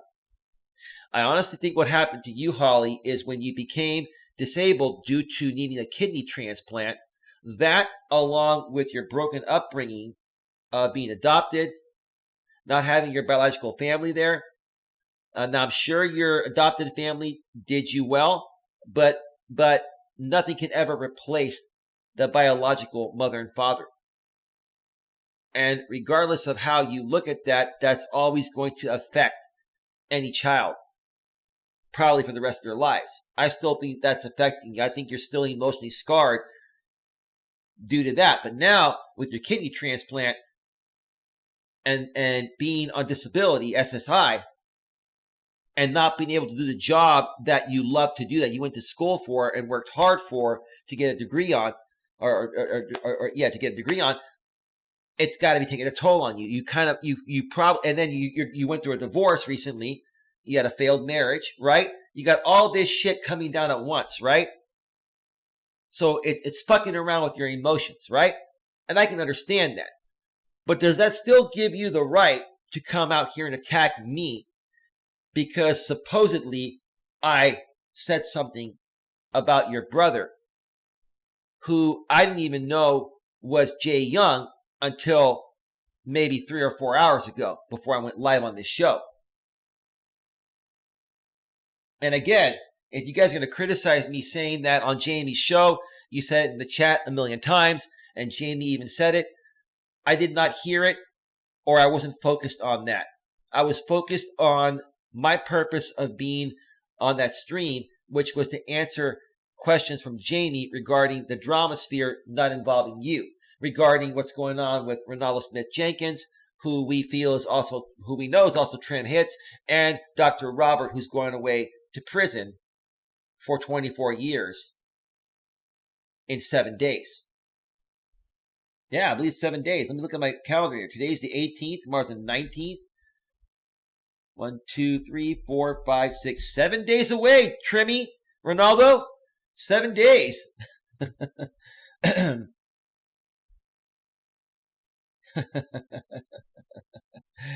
Oh, boy. Barbara, is Ronaldo hitting us again? Is good old Ronaldo, a.k.a. Trim, a.k.a. Dr. Robert? Barbara, do you think that's Dr. Robert in the house? Barbara, let me know if you think that's Dr. Robert coming in on those stock accounts.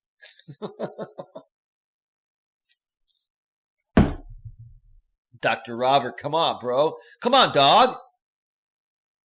Don't you have anything better to do during the last week of your freedom? 7 days to go, bro. Come on, dog. Like you say, come on, dog. That's Khajiit. Say they're in the same group, Barbara. Trim, Khajiit and Dr. Robert are they're on the same team.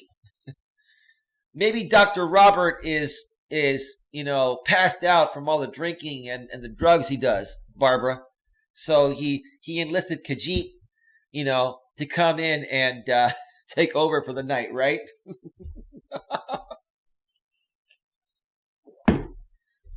Trim hits and lost Khajiit. Like these people have no lives. So they create these fake personas and they troll people on YouTube to make them feel like, they're fulfilled in doing something or to make them feel like they have a purpose. What's so funny, Barbara? What were you laughing at? I don't even know what I said that made you laugh, but that's all good. You're laughing, I guess. 31 in the box right now. Thank you for being here. White Knight Khajiit. Yeah, Khajiit's white knighting for Ronaldo. That's right. So, to continue further on, Holly Nash. Here's the thing. I don't have a problem with you. But you have a problem with me because you said that I attacked your brother Jay Young. Now, I don't know Jay Young too well. Barbara knows him, and a few other people that have reached out to me, that I reached out to privately earlier tonight, told me about Jay Young, and I've seen him in JD Gunnar's chats. Jay Young is a newer Gun Squad member that's basically trying to suck up to JB because he wants to feel relevant through JB. Now, you mentioned on your stream that your not your stepbrother, your what do you call it? Your adopted brother, because he's not your biological brother. You made that clear that you're adopted. Took over the family business years ago. I guess your father passed away or somebody passed away that was running the family business, and Jay Young stepped in. Okay, that's great. No problem. No problem at all. So if your brother, let's just call him your brother, so I don't have to continue saying, your adopted brother. Okay, your brother Jay Young is running a professional business. Do you feel associating with JD Gunnar? And I've seen him run his mouth and do stupid things on JD Gunnar's streams. Do you think that's displaying professionalism? He's running the family business that your father or your family built up. And instead of him being a down-to-earth, reasonable, professional, mature guy, he's basically going into JD Gunnar's chats and spewing hate and talking shit about people, right? Now, I don't remember if I honestly, I don't even remember what I said, but I think Jay Young, I think I know what pissed you off because there was one guy, and I think it was Jay Young, that used to run live streams with his shirt off. And I did rip on him. You know what? I'm thinking back now, Holly, that your brother, Jay Young, is the guy that takes off his shirt on his live streams. At least he did in the past. Now, I went to Jay Young's channel earlier tonight, and I could not find those live streams. I also heard you say on Jamie's stream that your brother, Jay Young, did a stream on me and was talking shit about me. So I went over there to try to view that stream. And lo and behold, that stream is not there. I reached out to Jamie, behind the scenes, Jamie, and I said, Jamie, where is the Jay Young stream? And Jamie said that Jay Young puts all his streams to private once he's done. He's like, I can get him to put it, public or unlisted for you if you want me to. I'm like, no, that's not necessary. You answered my question. Have a good night. I'll get back to you on other things you asked me tomorrow. So, Holly, your brother Jay Young talks a bunch of shit about me. You guys make it public on Jamie Like It Theory stream, and then we go over there to view the replay to see what you're talking about, and it's not available. Yet you have the nerve to come and attack me for attacking your brother. If your brother Jay Young was the guy that used to take off his shirt and run his live streams shirtless, then I did go after him, because he was talking shit about me and basically conspiring with JD Gunnar to help him attack me, because he was a brand new Gun Squad member and he was trying to gain clout. I don't know him personally, but I've seen him on Jamie's live streams. Okay? MG, you know him too. That guy's an idiot. Right. Riding in on steed in full armor. Okay. So, this is what happened, Holly. Your brother, Jay Young, joined the Gun Squad recently, like over the last 3-4 months or so. He's still fairly new. He goes in there, tries to gain attention because he wants to grow his channel. He wants JB to help him. He wants JB to shout him out. And in order to get on JB's radar, you got to do two things. You got to, first of all, constantly feed him money, one. And number two, you've got to help him attack his enemies. I didn't know who Jay Young was. I never once said a word about him. I remember this now.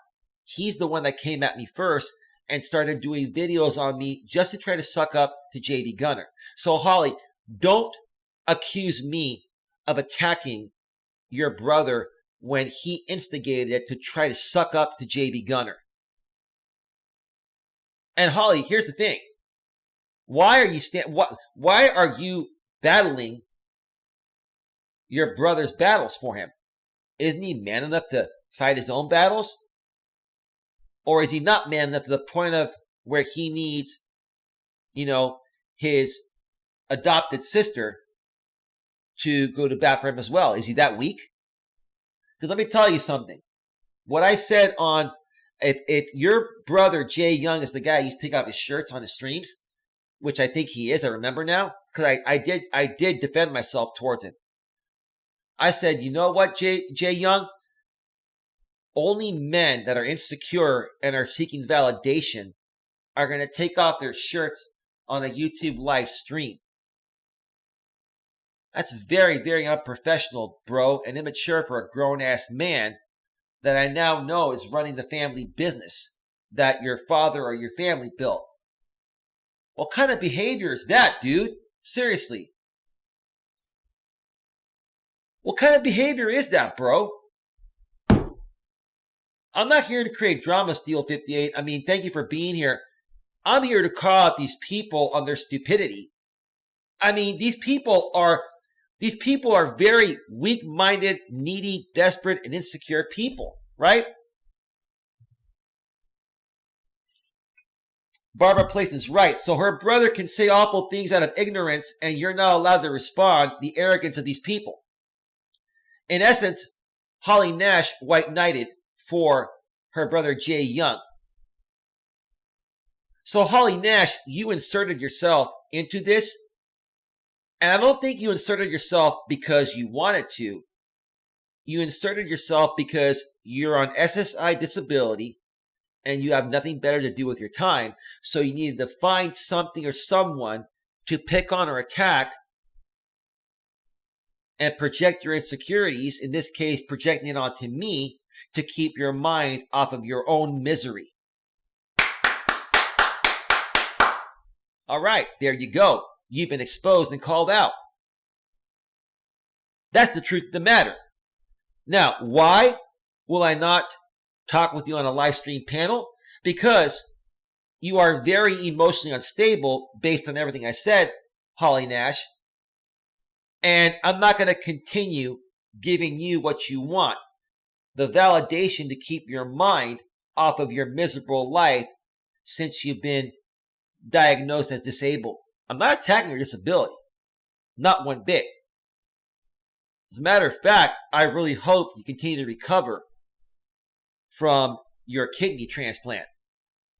That's a serious thing, Holly. And I don't wish harm upon anyone.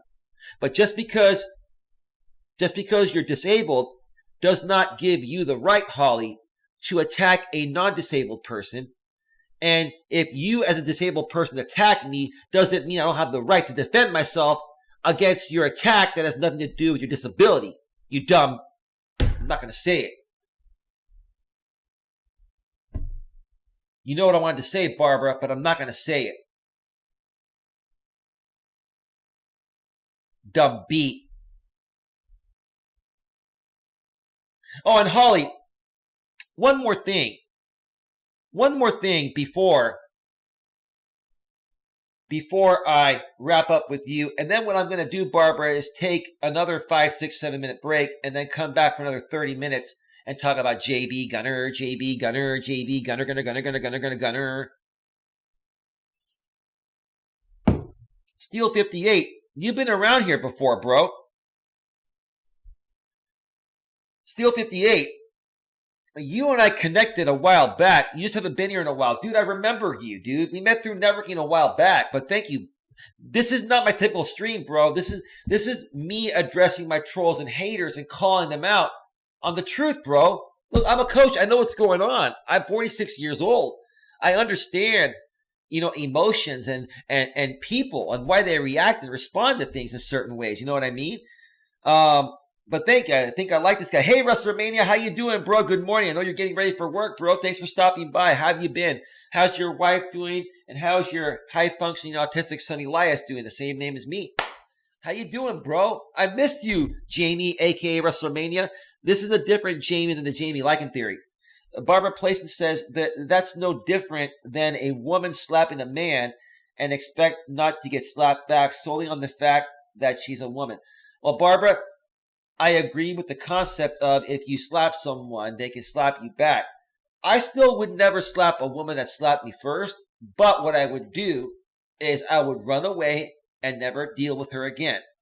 Because, look, I'm a gentleman. And yes, I would have the right to defend myself if a woman was trying to kill me or beat me up, right? But I have so much respect as a man. I was raised to respect women regardless of what they do.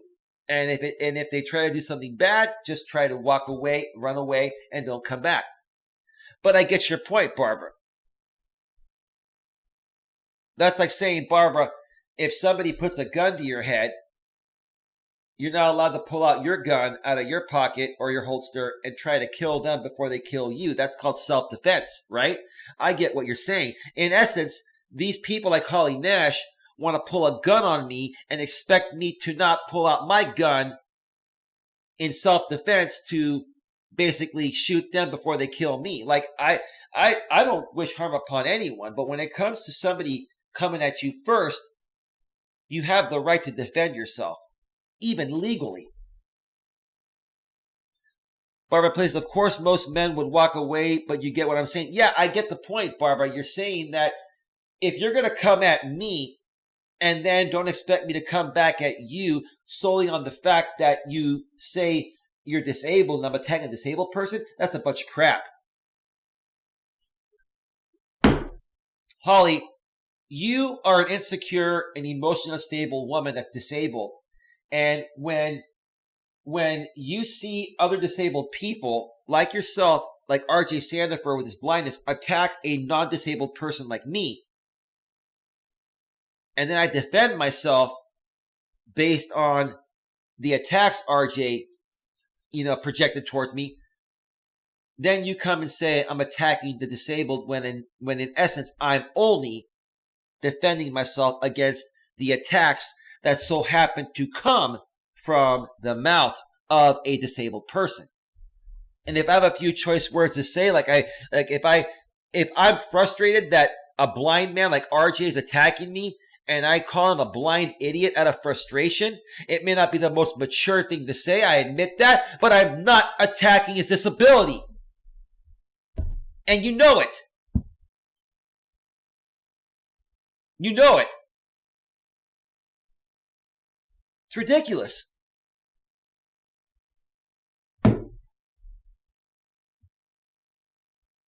So I'm going to finish up with you, Holly, and then I'm going to take another quick break and come back and wrap up by discussing JD Gunnar and maybe a minute or two on Ronaldo. Because I think Ronaldo is basically, I think he's toast. I think Ronaldo knows that we know he's Trim Hits, a longtime YouTube troll that is actually Dr. Robert, a physician in Florida, a doctor in Florida that, committed prescription fraud and insurance fraud and is being sentenced for his charges in 7 days.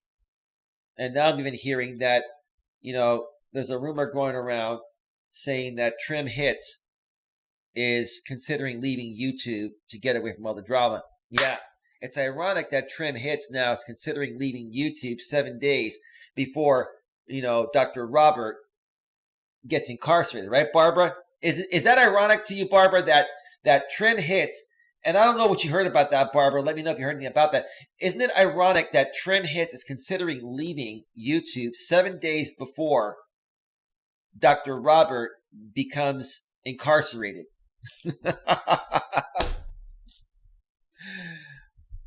All these people have come at me, right? Listen, I'm exposing all of you because you guys have come at me for no reason. I never instigated anything with you people. But because all you guys are so insecure, because you fucked up your own lives in many different ways, you feel you have the right to come and project onto me. I'm the last person you want to project on because I will find out the truth about you and I will call you out and expose you. Barbara said, I said the same thing earlier on Shangy's show, LOL. Yeah, I didn't hear that part, Barbara. Is that Shangy's show still up? Because I'd like to watch the replay. I was not able to hear the whole thing, Barbara. Because I forgot what I think it was the same time that Jamie was on. And Shangy got mad because I didn't let Jamie bring Shangy on to the panel. All Shangy was going to do was attack me. Like, Shangy, dude, we're on the same team here, dude. And by the way, I'll get this in a little bit with the JD Gunnar story. I did not expose and dox JD Gunnar. I did not do it, dude. But you assume I did it. Even Barbara assumed I did it. And I'm not mad at her for assuming it. I know why you guys are assuming it, because when weeks ago, when you exposed the CPS thing and called CPS, and then you had CPS email me for more information to give them about JD Gunnar, I went public on it. Yes, I did. I admitted that. I went public on it. I admitted that. And that's why you folks think I was the one that did it this time. It was not me. Because the guy being on the run and not being caught is affecting my YouTube channel. It's affecting my YouTube channel. I'm not making any money. Am I getting super chats? No. And you think because I'm getting a lot of views, you don't make a lot of money on ad revenue. Dude, the fact that JD Gunnar is on the run is affecting my business with what he's doing to me. So why would I want to give up his location and prevent him from getting caught, which would make my business flourish? The moment that guy gets caught and I talk about that, that's when everything changes. Barbara, listen, I'm not attacking you or Shangy, and I'm not saying that Shangy was going to come and attack me. But Shangy gets emotional a lot. He gets very emotional, and he reacts and overreacts to small things. And then he thinks them through and realizes that it wasn't that big of a deal. But the reason why Shangy wanted to come on is because he heard me there and he didn't want me talking with Jamie. I'm a big boy and I can make my own decisions on what I do. And if Shangy feels that I'm not a trusted member of the A-team, then you know what? He can kick me out. Obviously, the hangout that you, myself, Fire, Shangy, SB, and I think another person or so were on, like 3 of those people left the hangout, including Shangy and Fire. So I'm like, what the hell's going on here? We're on the same team. We're on the same team. We have the same agenda of taking down the harmful and hateful people to make it a more peaceful place out here on YouTube. And to also protect these people from harming people, other people in real life. The guys doing drugs in front of children, if you see something, say something. I agree. Barbara, I listen, I'll get more into this when I talk about JB when I come back from my next break. But Barbara, seriously, why in the world, how is it going to benefit me having JB on the run? And as a matter of fact, this show I'm doing right now, for the most part, is not even about JB. It's about Holly Nash. It's about Holly Nash. Like, seriously, like, I'm not offended, and I've learned to just understand that people are going to have their opinions. And Barbara, I really like having you here, and I like who you are, and I like your opinions.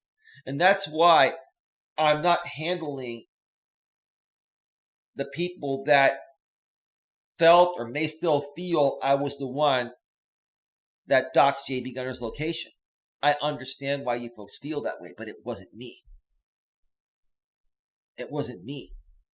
And I'm telling you, JD Gunnar not being captured is hurting me more than helping me. Anyway, I can only speak my piece, that's it. Like, everyone is gonna, pass judgment, or not even pass judgment. They're gonna have their own opinion and their thoughts. And, it's another day at the shop. It's what it is. Yeah, Holly, I'm going to wrap up by saying this. Listen, I don't have a problem with you. And I'm not going to talk about you anymore, Holly. I'm not going to call CPS. I wasn't going to dox you. To be quite frank with you, I want nothing to do with you. You're irrelevant to me. Okay? And, I was going to mention one more thing. You go onto Jamie's stream. First of all, you're using your phone millennial style. What about landscape mode? You're doing it portrait style. Very unprofessional, but that's okay. No worries. But we saw you there. And you come onto the camera, sitting on your bed, wearing a low-cut red nightgown, and coming on there, trying to look all sexy and shit. How professional is it for you to come on a live stream and try to come at me looking like I don't want to say it because number one, I don't want to be rude. Number two, I don't want to get demonetized. But you know exactly what I want to say. And Barbara, you know exactly what I want to say. You come onto a stream to try to ask me valid questions professionally, yet you're wearing this red nightgown that's low cut. And in essence, you're basically seeking validation. And in my honest opinion, and this is what I've heard behind the scenes, I think you like Jamie, and I think you're trying to flirt with Jamie. That's the truth of the matter. In addition, every second or third word that comes out of your mouth, Holly, is the F word. Like you've got the nastiest potty mouth, foul mouth I've ever heard out of any woman. And listen, I don't have a problem with women swearing. Like every woman I've dated will occasionally swear. I occasionally swear. But you, Holly, are worse than a freaking sailor. Like, your potty mouth, I don't care how attractive you are. And quite honestly, in my opinion, you probably feel the same way about me. And I don't really care what you think about the way I look. I don't think you're attractive, Holly. And in all honesty, we haven't seen what your body looks like below. What are you trying to hide? You've all seen what I look like. I'm in shape. I'm 5'10", 170. And I'm not criticizing your weight, Holly. What I'm saying, Holly, is that what do you really want? Are you seeking validation? You're sitting there and you're wearing this red nightgown that's low cut. You got your hair short. You got your makeup on. And then the camera never goes past your chest area. Are you focusing on your best aspects like a lot of women do when they have other flaws, such as maybe a chubby belly or thick thighs or something you feel would be less attractive to a man you're trying to impress? In essence, what you're trying to do, Holly Nash, is you're trying to catfish people, right? Have you heard the term catfishing? It's when you present yourself to be one way, but then you show up in person and you show the rest of you, and the rest of you is not what the person was expecting. That's called a catfish. You're catfishing people, right? So, Holly, listen, I don't care whether you do this or not. I don't care, because my focus on you after tonight is done. And whatever you and Jay Young and JD Gunnar want to do to come at me, I'm just going to ignore you, because in all honesty, you're irrelevant. And there's no upside for me to go back and forth with you. You don't have a channel. And your brother, Jay Young, his channel's crap. There's no upside for me there. I'm only responding to this because there are some other people like Jamie and this drama sphere that, there is some upside there. And they're calling me out thinking that I'm a sissy to face you. No, I'm not a sissy to face you. There's just no upside in it for me. And quite frankly, if I got on the panel with you, all you would do is attack me. You try to make it come off like you'd be civil with me, but once I get on there, all you would do is try to come at me and project your insecurities onto me. And I want nothing to do with anyone like that, not just you. That's that. So let's see.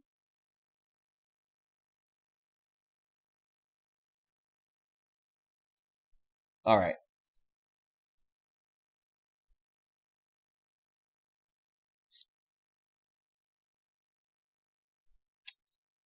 It may just be me, Eli, but I don't want to see her body below. And I don't really want to see it either, Barbara. The only reason why I mentioned that is because she's coming out here projecting her insecurities onto me over something that is internally wrong with her. And then at the same time, she's coming on with a low-cut, red nightgown that she's wearing on a stream. And that to me is not professional, especially if you're going to try to come at a professional guy like myself.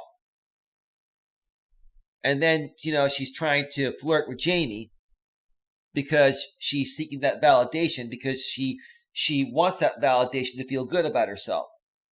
So what women do when they have flaws down below, they focus on the parts that look good to try to attract the man. But then when they meet the man in person, the man sees the rest of her, and then it's like, oh, you're not what I expected. You catfished me. That's right. Oh, that's what you meant, Barbara. Sounds like a heavily trafficked area. And there's two ways to look at that, Barbara. It could be with weight, or it could be with the amount of people that have visited that area, Barbara. And let's just be polite for the YouTube algorithm and the human reviewers. When this goes to human review, that it doesn't get demonetized. And well, right now it is demonetized, but Barbara, it's the flaw in the artificial intelligence. So yeah, I'm done. I don't want to talk about Holly. I don't want to be on any panels with Holly. Holly's irrelevant to me. Jay Young's irrelevant to me. Both of you are just trying to suck up to JD Gunnar and Jamie And quite frankly, there's no upside for me. And I really don't even know who you are, and I don't care. Best of luck to you both. All right. That's enough of that. 34 in the box right now. 6:30 a.m. Eastern, 3:30 a.m. Pacific. Folks, I'm going to take a quick break, and then I'm going to come back for about another 20 more minutes, and then I got to wrap this up by 7 Eastern, 4 Pacific. I got to make a phone call behind the scenes. If the person behind the scenes that I'm going to talk to after the show is still watching the show and listening, can you please message me on Google Hangouts and let me know that you're still around? I really want to know if you're still around right now, because there are some things I do want to talk with you before I get some rest tonight. Barbara says, ha ha ha, I was skating on the edge with that joke, LOL. Yeah, so was I, Barbara. I think you and I both understood each other on that one. So it's all good. It's all good. Let me cue up some music here. What do we got? Let me see here.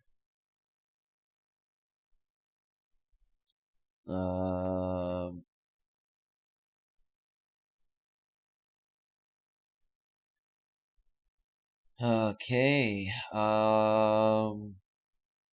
What else? Give me a second. All right, we got it. All right, folks, do not go anywhere. I'll be back in 5 to 7 or 8 minutes or so. And we're going to talk about what's going on with JD Gunnar. That's coming up next. Stick around. We'll be right back.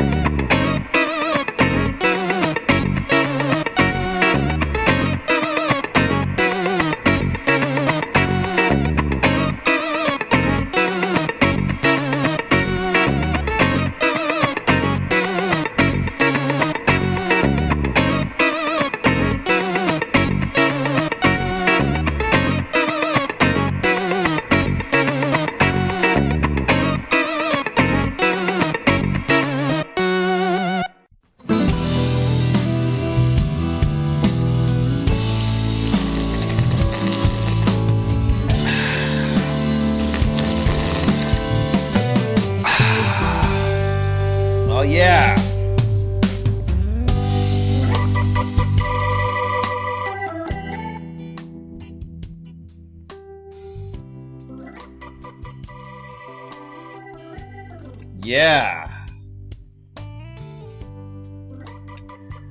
All right. Welcome back once again to Navigating the Modern World with Coach Eli, live here on YouTube, the Late Night with Coach Eli edition.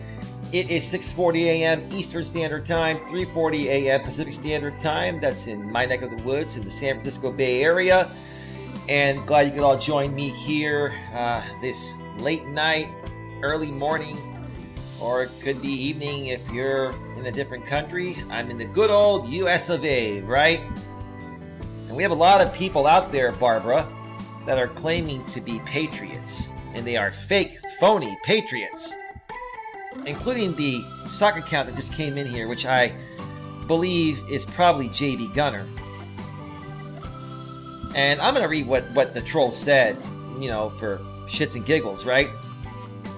Eating crow, kind of funny. You don't care who Holly is now when a few hours ago you made a whole stream about who she isn't and projected. No, I didn't project anything. I stated the facts. You just don't like the fact that I'm stating the facts. Okay? So you was wrong. You was wrong. No, it's you were wrong if I was wrong. Your grammar is atrocious, JD Gunnar. So you was wrong and have no argument. Egg on your face! Again, mama's boy.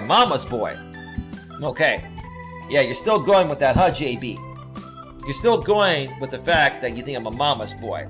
You can think whatever you want. At the end of the day, when you're incarcerated, and so is Dr. Robert, a.k.a. Ronaldo Smith-Jenkins, a.k.a. Trim Hits, when you guys are incarcerated, you can call me a mama's boy in jail all you want. I really don't give a rat's ass about it.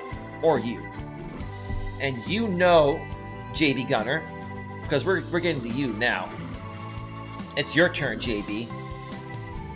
You know, JB Gunnar, that if it wasn't for me and my relentless skills of running these streams, digging up information, and calling you out on your constant BS nonsense, you know that you probably would not be in the position you are at today. And I want you to know, sir, I'm looking at you directly in the eye, or in the eyes, and I'm telling you, I am your worst nightmare. You are not mine. You're a nobody. You're a nothing. You see, JB Gunnar, you had to do things the way you did them to make yourself relevant out here on YouTube, because listen, I'm not trying to attack you. I'm stating the facts. Number one, you're a very unattractive man. You are a tall man that's about 300 pounds and you're overweight. You do not take care of yourself in many ways. I'm not going to go into detail regarding that. People have discussed that. They know what I'm talking about. Okay? So, number one, JB, you do not have the looks to come out here and gain popularity like some women do that are sexy and get 1 million subs just for looking cute. Some women can pull that off. Some guys can pull that off, right? So you don't have the looks. You're a 3-time convicted felon. So you're not a poster boy for anything. So you have to sit there and concoct something that you feel would gain a lot of traction and find an audience that would be interested to the point of where they would keep on following you and donate to you.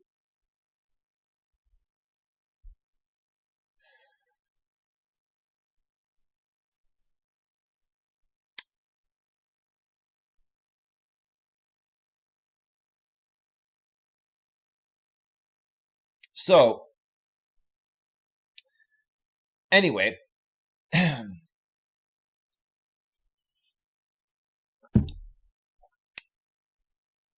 you have to find a way to make yourself relevant, JB. You didn't have the best upbringing either, like Holly. If I go back to your story again, you had no father around, and your mother was doing drugs and was doing other things, I'm not going to say, with other men, and she didn't really care about you. You got no nurturing love, so you had to go out and fend for yourself, right?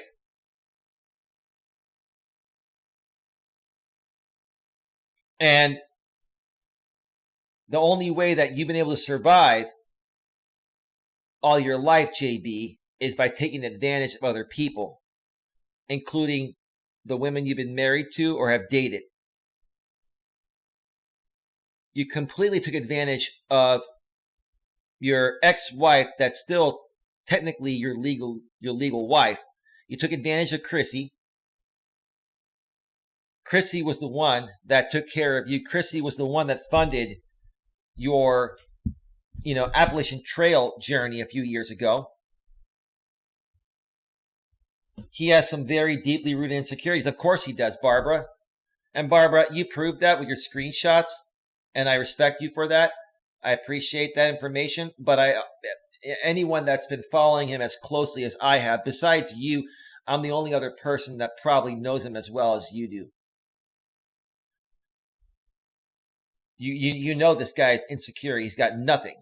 And he's dependent on other people for his success.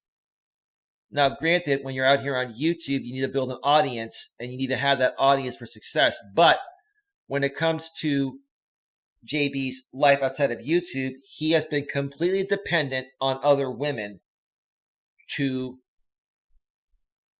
get him to where he's at, or to have created and made money in the ways he has.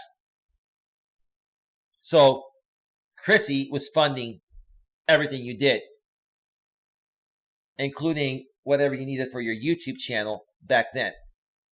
She also, I believe, did a lot of editing for you. Now you are completely dependent on your girlfriend, Anna, to basically put all of the bills and the checking accounts and other accounts where you receive payments at. You are dependent on her to do the financial aspect because of the fact that you probably have such shitty credit and nobody will give you an account, and you've been banned off of YouTube with your real name, that you have to come onto YouTube as a fake name and be considered an independent contractor. And in essence, your boss is your girlfriend, Anna. Hey, Eli, did I ever show you who he cheated on his wife with before? All I can say is, ew. I'll send you that picture now. All right, Barbara. I'll take a look at it. You're going to send it to me on Hangouts, right? Anyway. So everything you've done, JB, everything that you've done is a lie to try to make yourself appealing to any audience that would, fund your lifestyle.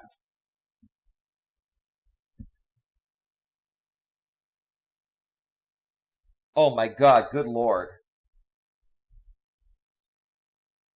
Good Lord, I gotta tell you something. There have been people out there, and JB's criticized Chrissy for being a bigger girl, but I will tell you, Barbara, Chrissy's been the most attractive woman that JB's probably ever been with. And Chrissy's very beautiful in her own special way, but she's a good person, and she has a big heart.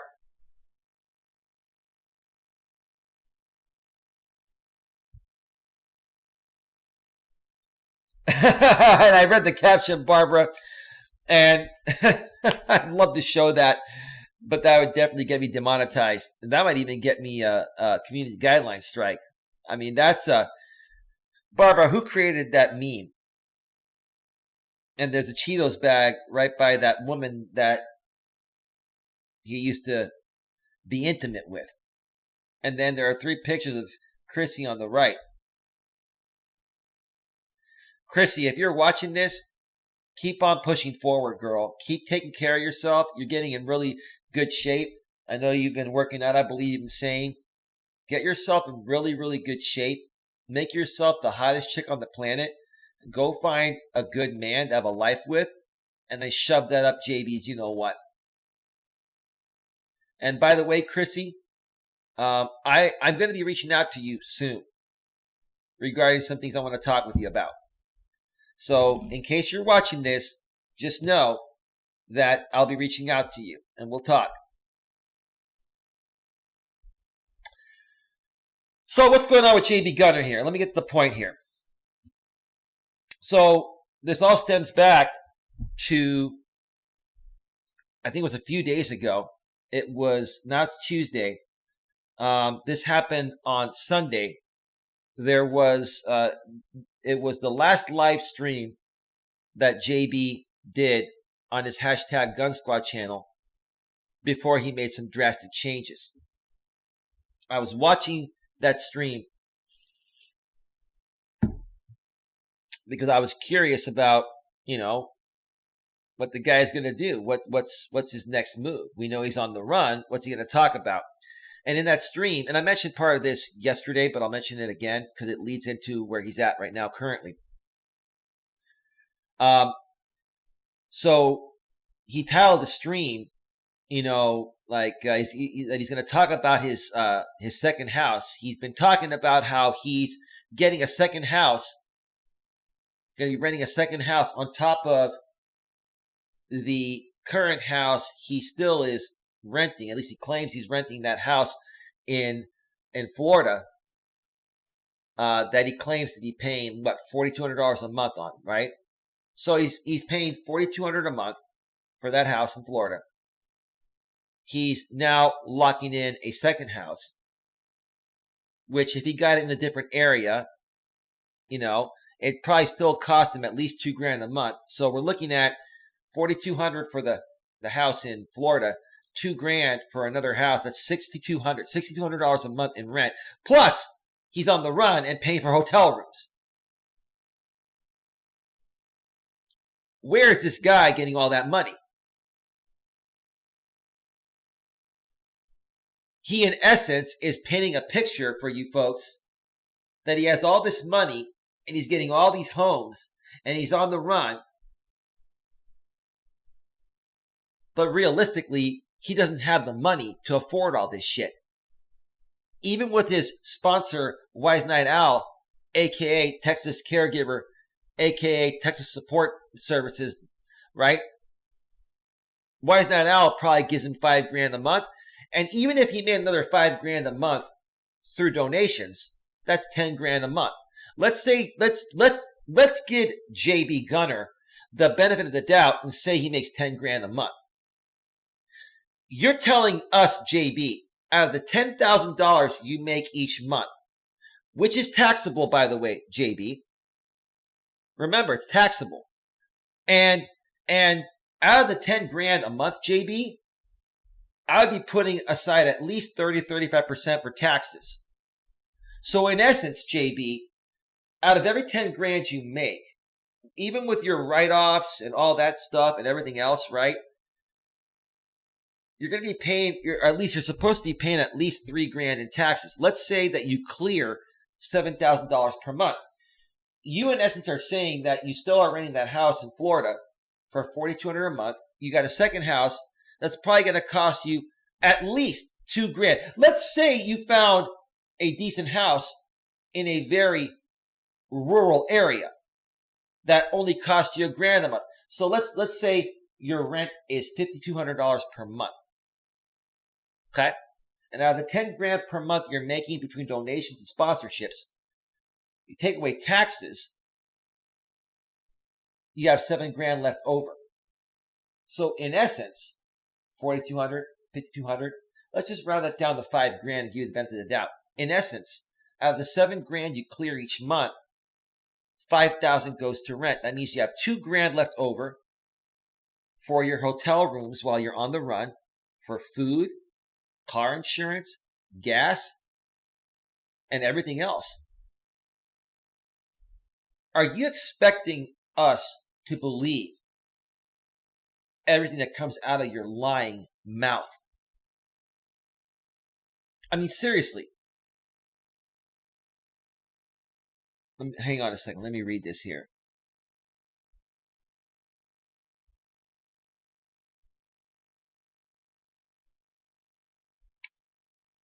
Barbara says Chrissy is beautiful inside and out. She is, Barbara. She is. She's a good woman.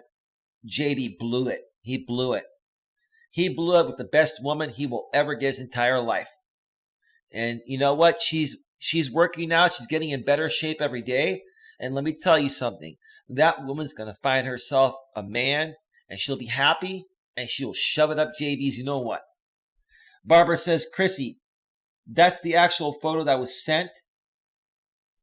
She just put the words over it to shame him when he cheated on her. Yep. And he cheated on her with women that were very and are still very unattractive compared to Chrissy. Chrissy's way more beautiful than these other women. And Chrissy has a better personality and a bigger heart than these other women. And Chrissy's outgoing and a fun person. Can't believe that JB couldn't see that. Can't believe that JB could not see that. Anyway. So, if we go back to that stream, unattractive is an understatement. No, we know, Barbara. We're not trying to shame anybody, but we're speaking the facts. All right? 33 in the box. Thank you for being here. If we go back to that stream, the last stream JB did on Sunday, I was watching that stream, and I was looking at the chat some of the time, and at other times I was looking at his face, because I like to see his facial expressions. And when he goes live, and I can watch it live, I'll watch it live in case he decides to make it private or deletes it before it processes and goes to a replay. I got a message in the middle of that stream from behind the scenes. Not going to mention who it was. And they shared a screenshot with me of a sock account that doxed JD Gunnar's location at his hotel. And the hotel that it showed was the Riverbend Inn or whatever it was in Helen, Georgia, room 106. And I was asked if I was the one that created that sock account. And I said, no, I was not the one that created that sock account. And I did not create that sock account because we knew there were a lot of people that knew exactly where JB was at. I was one JB that knew where you were at. Now, the people, including myself, that knew where you were at, we're not going to tell you how we found out. What I will tell you, JB, and this is why I think you've put all of your videos to private, as of yesterday, you basically publicly doxed yourself without even realizing it. I'm not going to tell you how you did it, but I'm sure you went back and tried to figure out how did the person that actually doxed you figure it out. Again, it was not me, but the person that actually did it, which I'm assuming, and I don't have concrete proof on this, I'm assuming it's Trim Hits, a.k.a. Ronaldo Smith-Jenkins, a.k.a. Dr. Robert, because he's going away in a week. At that point, it was 9 days. It was a couple days ago, right? And he's the kind of guy that has nothing to lose, is going to jail, in a week, like I said. He's the kind of guy that would do something like that to try to make it appear like it was coming from me, because he probably figured out that I knew where JB was at. The A-team knew where JB was at. Other people I'm connected with behind the scenes knew where JB was at. Because again, all of this information was gathered from the videos that he did. Okay? So I went back to watch the replay of that stream. It did go to a replay, and then I did download it. So, JB, I'm letting you know again tonight, that I've downloaded all of your videos before you put them to private. So the bottom line, JB, I can host them somewhere else. I won't put them on YouTube because I'm not going to create a copyright situation, and I'm not trying to monetize your videos. I have your videos because you're on the run, and you are somebody that has a felony warrant out for your arrest for not showing up to court for beating up your wife. And you're trying to spin a narrative saying that, oh, it's not a felony bench warrant, it's a misdemeanor bench warrant. No, dude. If it was a misdemeanor, you wouldn't be going through great lengths to avoid getting caught. Because now, again, due to the person that doxed your location at the Riverbend Hotel, it puts you back on the run. It also forced you to put all your videos to private. It also canceled your live stream that you were going to do that night. I went back with the information I was given to the point of where the actual doxing happened.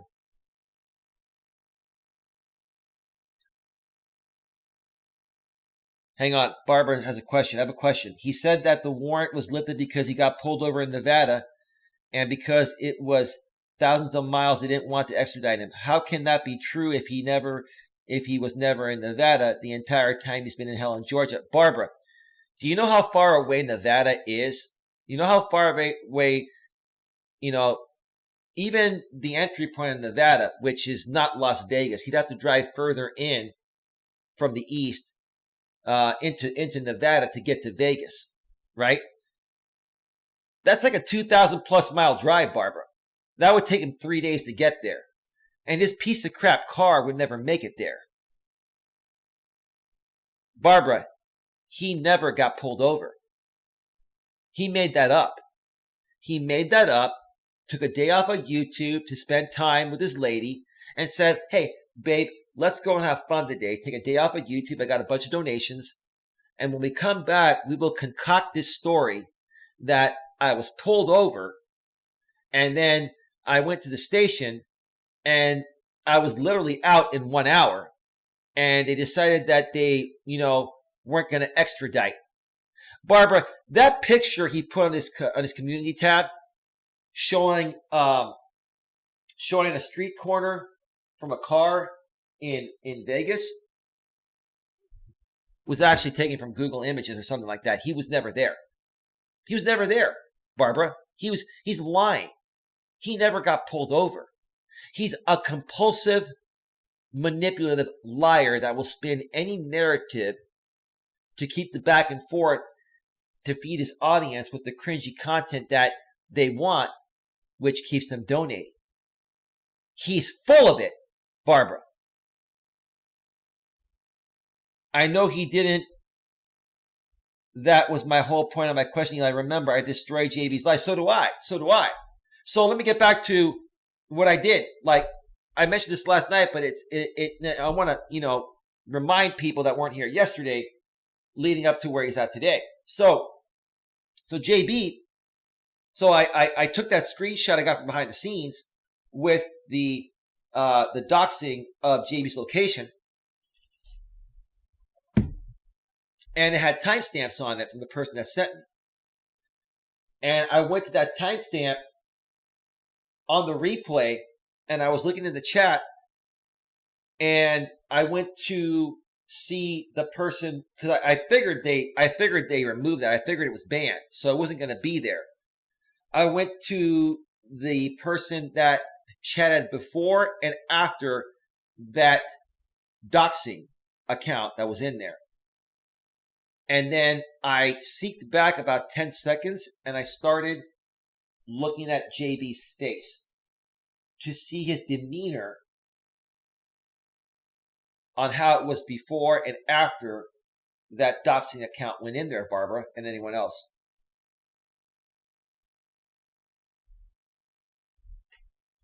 I know. I knew his location before Riverbend Hotel, the one with the puke green wall.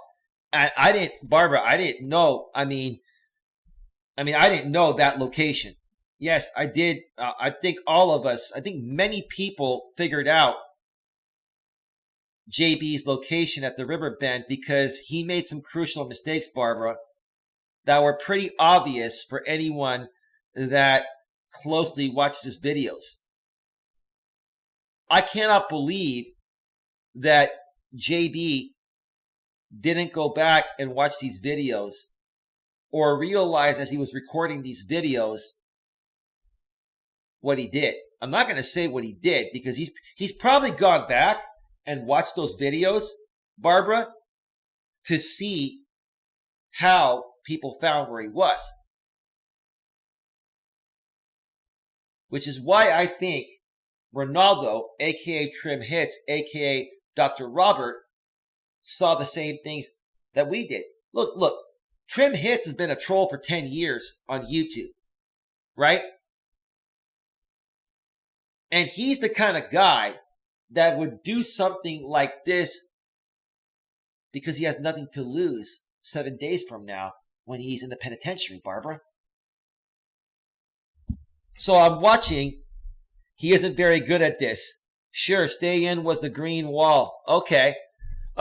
So basically JB didn't realize that the fact that he kept on doing live streams and walking around showing certain aspects gave it away. Okay.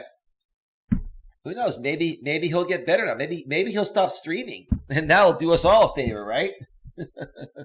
No, I'll never stop streaming, cuck. I'll never stop. I'm never going to stop. You're never going to take me down. Well, it's only a matter of time. Only a matter of time, bruh. Only a matter of time, bruh.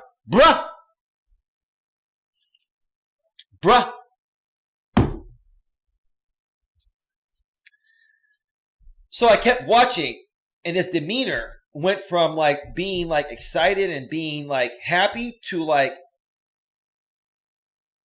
at the moment of where, and I looked at the timestamp of the person that sent me the screenshot of the doxing. And I went to that part of the video where I assumed, JD saw it, and you could see where JD saw it, and he tried to play it off. And to his audience watching, they probably didn't pick up on that, but the people that are out to, get justice and bring him to justice, we knew he saw that, right? And then the stream only lasted another maybe 20 minutes after that. And towards the end of the stream, Barbara, what I noticed was that he ended that stream very quick. Yeah, you saw it. Did you go back, Barbara? I'm sure you went back and watched it once you were aware of that doxing, right? You went back to see his demeanor, right? But another thing I did, Barbara, if you notice in that video, JD Gunnar, this proves more so that is where he was at definitively, because he had a Circle K coffee cup on his stream. So I went and did a Google search for the closest Circle K convenience store to the Riverbend Hotel in Helen, Georgia, and it was only 4 minutes away by car. So JB and Anna must have been going to that Circle K 4 minutes away by car to get their coffee and snacks and other stuff like that. Now, if there wasn't a Circle K around for 20 or 30 miles, then I'd be like, okay, we might have, maybe this is not as accurate as we thought it was, right? But that Circle K, 4 minutes away by car, Barbara. This guy is terrible at hiding his location because he's so addicted to YouTube and making money and trying to be the king of YouTube that in essence, the guy basically continues to dox himself. That's the truth, right? So what has the guy done today? Or yesterday, and still through today. The guy puts all of his videos to private, right? And if I go over to his, I'm not going to show this. I'm going to read a few of his community postings. Okay? Let me check this out real quick here. Yes. 9 hours ago, Holly Nash, what are you going to do now that the struggle bus is on the case to find out who your brother is? Well, that's old news. We already know that. So 11 hours ago, Eli, you're going to be sad as hell on the 26th when me, Trim, Ronaldo, and Susie are all laughing at you. Well, listen, Trim and Ronaldo are the same person. They're Dr. Robert, and they will not be around on the 25th in 7 days, JB. And maybe you'll be caught by then too. Maybe you and Trim will be spreading each other's cheeks wide open in the penitentiary. Anyway, I don't even think about that. and JB, if you haven't heard, there's a rumor going around. A lot of people are saying, and I didn't see this, but other people said they saw it. Trim's going around saying that maybe it's time for me to finally leave YouTube. Yeah, like I mentioned earlier on the show, ironically, it's finally time for Trimmy to make an exit 7 or 8 days. No, it was yesterday. It was 8 days away. Today, it's only 7 days away. 7 days before Dr. Robert is getting incarcerated. That's one hell of a coincidence, JB. Come on, dog. Come on, dog. So, the bottom line is, maybe you'll get caught by then. I'm sure you will. You're going to make one mistake because the problem with you, JB, is that you're just too cocky. Like, you're too cocky and arrogant to just stay off of YouTube for a while, right? You need to do this YouTube stuff to make money, to survive and keep doing what you're doing. But you could probably reach out to your donors and say, hey, I got to stay offline for a while. Will you continue to sponsor me, right? Or donate to me, right? Even if they kept donating to you, JB, without having to do live streams or videos for a while, you are too cocky and arrogant, and your ego is too big to stay away from YouTube. So you'd rather continue putting out all of these streams and videos that in essence are doxing you where you're at.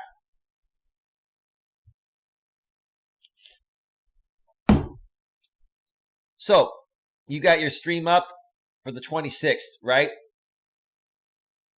Mr. Gunnar, you will probably be incarcerated by that point.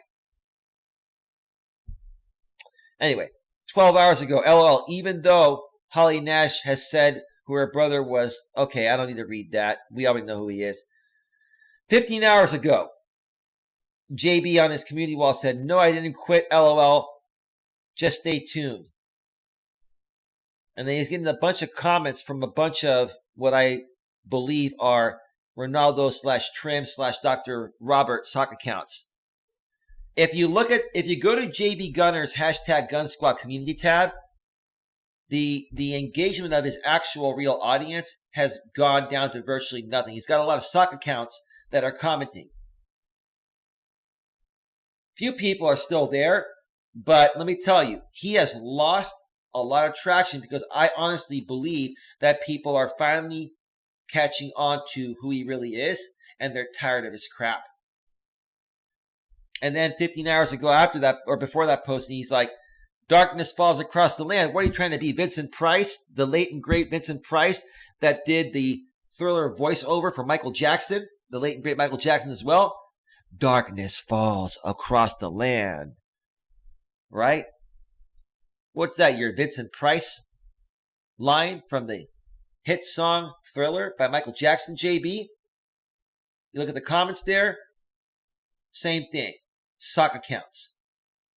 Everyone's a sock account. Okay? 15 hours ago before that, they're so mad that they can never win. LOL, it's adorable to see them keep trying though. Oh, okay. So your ego's so big and you're on the run again, and you are thinking that we're so mad that we can never win. Just because you didn't get apprehended there, man, doesn't mean you're not going to get apprehended anywhere else. You're going to get apprehended, dude. It's only a matter of time. 16 hours ago. I guess that because I've had felonies in the past, people can't find me entertaining, nor should I have a job. It's not even that, dude. You're a manipulator, bro. What you do to make your money, and this is what Jamie does as well. Let me know what you think about this, Barbara. JD Gunnar and Jamie, like in theory, they prey on the vulnerabilities of disabled people that are on SSI disability, that are not working or are retired, and they're at home all day looking for something to do. And they basically manipulated these people on SSI disability to donate money to them constantly. In essence, JB, you are preying on the emotions of disabled people. So if anyone is attacking the disabled, JB Gunnar and Jamie, it is both you guys, but more so JB.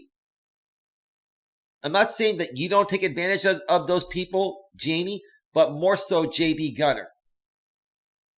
You are the king of enlisting people that are on SSI that are not working and are home all day, every day, and are able to watch your streams, and you get them to donate to you because you know that they need something like you to fill the void of emptiness in their life.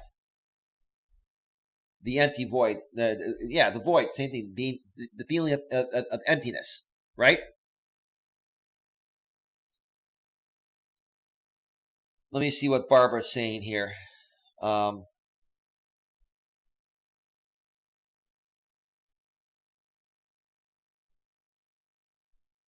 You know what's funny, Eli? JB does all these online background checks in order to try to dox people. Right. You do the same thing, yet you blame us for doing the same thing to try to stop you criminals, right? You're a hypocrite, JB. You've run background checks on everyone, including me. And you've doxed all these people. Yet now, because we've flipped it on you and we're on your ass and we're about to take you down, you're now trying to spin the narrative and say that we're the ones that are breaking the law and we're the ones that are doxing people. All right? And he still gets it wrong. No background checks needed to find his stupid ass, though. I know, because Barbara, his ego won't let him leave YouTube for a few days or a week to get his shit together. His ego, you can ask Chrissy this probably, his ego is going to take him down and is taking him down. Barbara says, I thought Trim said he was leaving the internet. Well, I think the reason why Trim is saying that, Barbara, is because Trim Hits is the background check of trimhits@gmail.com is tied into Dr. Robert. Trim Hits is Dr. Robert, and Ronaldo is Trim Hits, a.k.a. Dr. Robert. They will not be around on the 26th, or even after the on the 25th is when once he goes in for the hearing. I think it's like at 1 o'clock or something like that. He won't be around after that. He'll be incarcerated. Barbara says he calls himself a patriot, but he's a criminal on the run. Make that make sense. Right. What kind of a patriot would be on the run and then still claim to be paying rent at $4,200 a month at a place in Florida where he claims his stuff is still at? I honestly think that place is either owned by a family member of JB's or Anna's. I think that is a family-owned place that they rented out to JB and Anna at a reduced rate or even free rent. It's family, for Christ's sake, right? That's my assumption. I don't have concrete proof on that, but think about it. Why would somebody go on the run for what? What's it been? 3 weeks, almost a month now, Barbara? Why would somebody go on the run and continue to pay $4,200 per month? What they would do is get their stuff, put it in storage for like $100 a month, and then go on the run. But this guy does not take all that into consideration and how the average person is going to perceive that. Unbelievable. Barbara says, you can't be a patriot and a criminal. I agree. Well, I guess you can if you're a hypocrite. That's JB. Gunnar absolutely does. Yep. Barbara says, including me, he got my childhood home. That's what was funny. Yeah, it was funny, Barbara. And yes, you were right. The guy doxes people. He stalks people and harass people.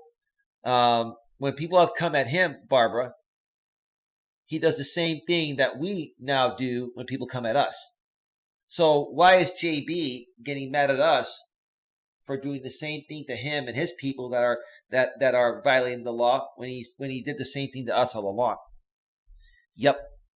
It's bottom line. 37 in the box. Thank you so much for being here. Going to be wrapping this up soon. So let me see what else he has in this community tab.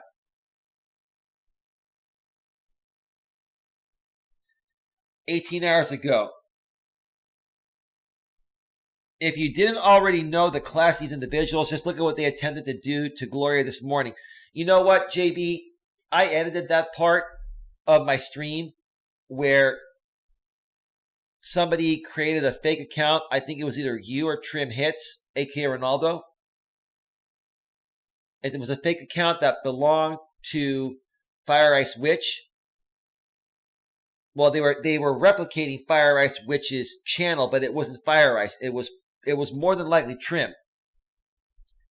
So CJB, in essence, you've enlisted Ronaldo.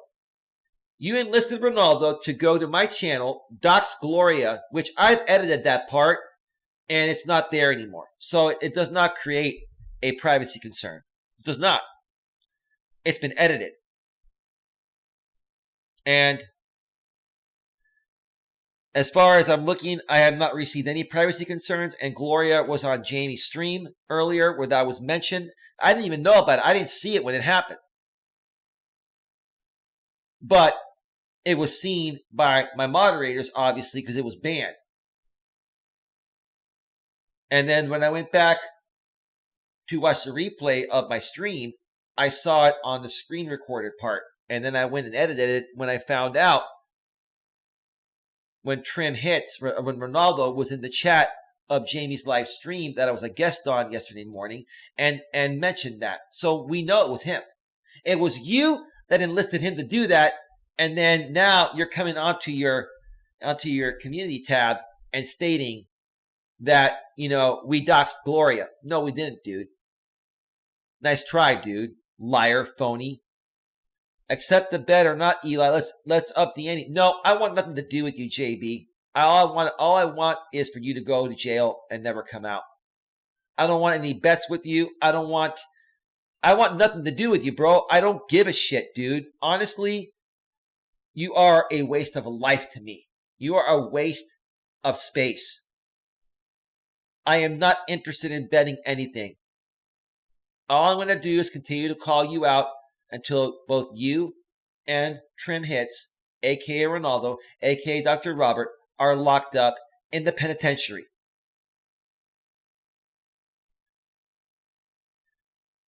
"20 hours ago. I knew yesterday, but promised I wouldn't go public. I hope that this isn't what it sounds like. Either way, I stand with my gun squad."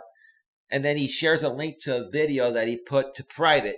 And it shows there, this video isn't publicly available. Nobody commented on it. 21 hours ago. A beautiful town with wonderful patriots everywhere. Here in the mountains, we don't fear many cucks. You're not in the mountains, JB. That is a picture you took off of Google Images or something. Dude, you're a phony, dude. 21 hours ago, a beautiful view. Isn't it, Eli? No one fears you. Well, I don't care if you fear me or not, JB. I'm not even trying to threaten you. I'm trying to take you down and push you behind bars. That's all I care about. I don't care what you say about me.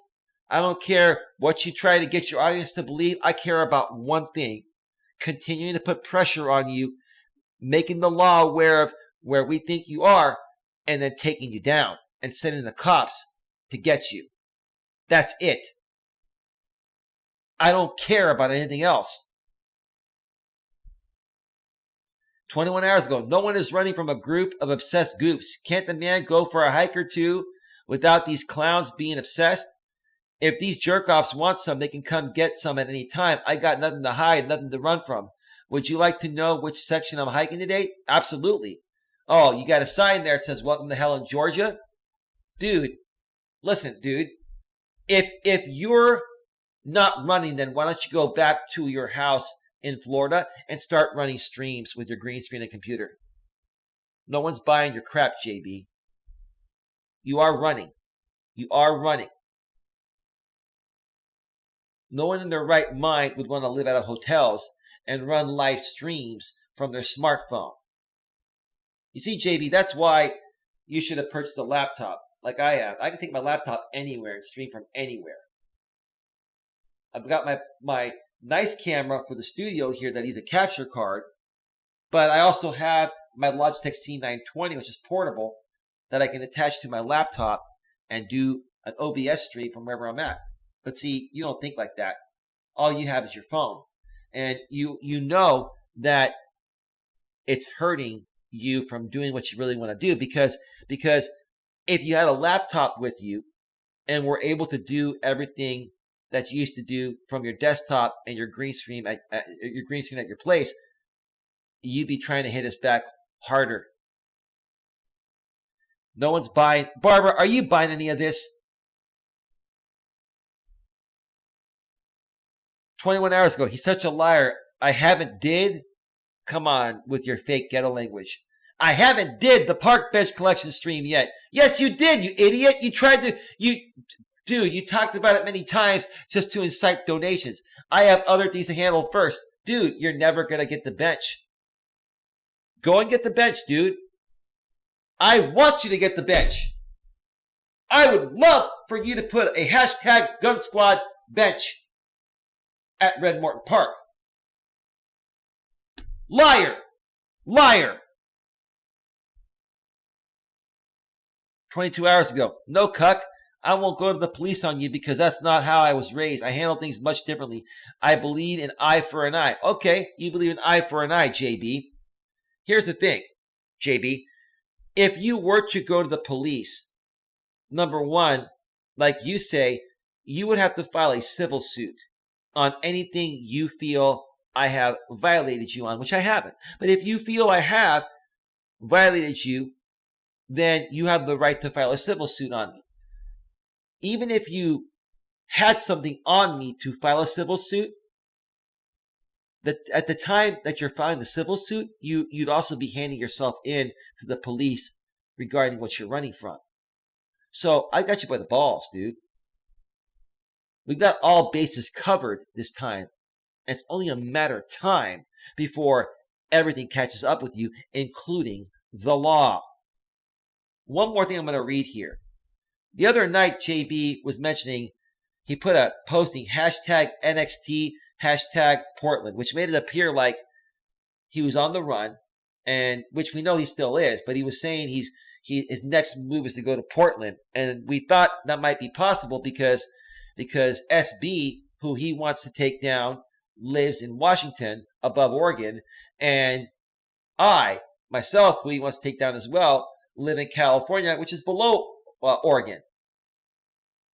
And Portland is a major city in Oregon. So he was trying to make it appear like, he was on his way on a 3.5-day drive to Portland, Oregon, and then he was going to try to probably claim that, oh, I'm coming to get you, SB, or I'm coming to get you, Eli, or I'm going to go put in that park bench. Yeah, right. And then he posts a video that says receipts, and then below that he posts a posting saying, last night there was a wrestling pay-per-view called hashtag next, hashtag Portland. These idiots are dummies, LOL. Well, JB, you wanted us to believe that you were on the run going to Portland. And that's why you posted it the way you did. Come on, man. 22 hours ago, they just never learn. Dude, how many times are you going to post on your stream or on your community tab? And one more I'm going to read here, and I'm going to wrap this up. 22 hours ago. Could it be because I had 33K subs a year ago and you dummies flagged it down? That's because you violated community guidelines and copyright guidelines, JB. You were taken down because you were not abiding by the YouTube terms of service. He goes, LOL, the struggle bus are idiots. You want to cause the struggle bus? That's fine. When you're incarcerated and when Dr. Robert is in jail in 7 days, we'll see who's the struggle bus at that point, brother. And he shared a screenshot, Barbara, of a comment you made in my chat. I believe it was yesterday. Barbara Places noticed that as well. He went from a year ago getting nearly 100 comments on videos to getting 1 to 20 now. He is losing viewers. And he's also losing his clout on his community tab. I think, honestly, JD Gunnar's audience, for the most part, has had enough with his crap. That's all I pretty much have to say. I don't really have much more to say about Ronaldo, a.k.a. Trim Hits, a.k.a. Dr. Robert.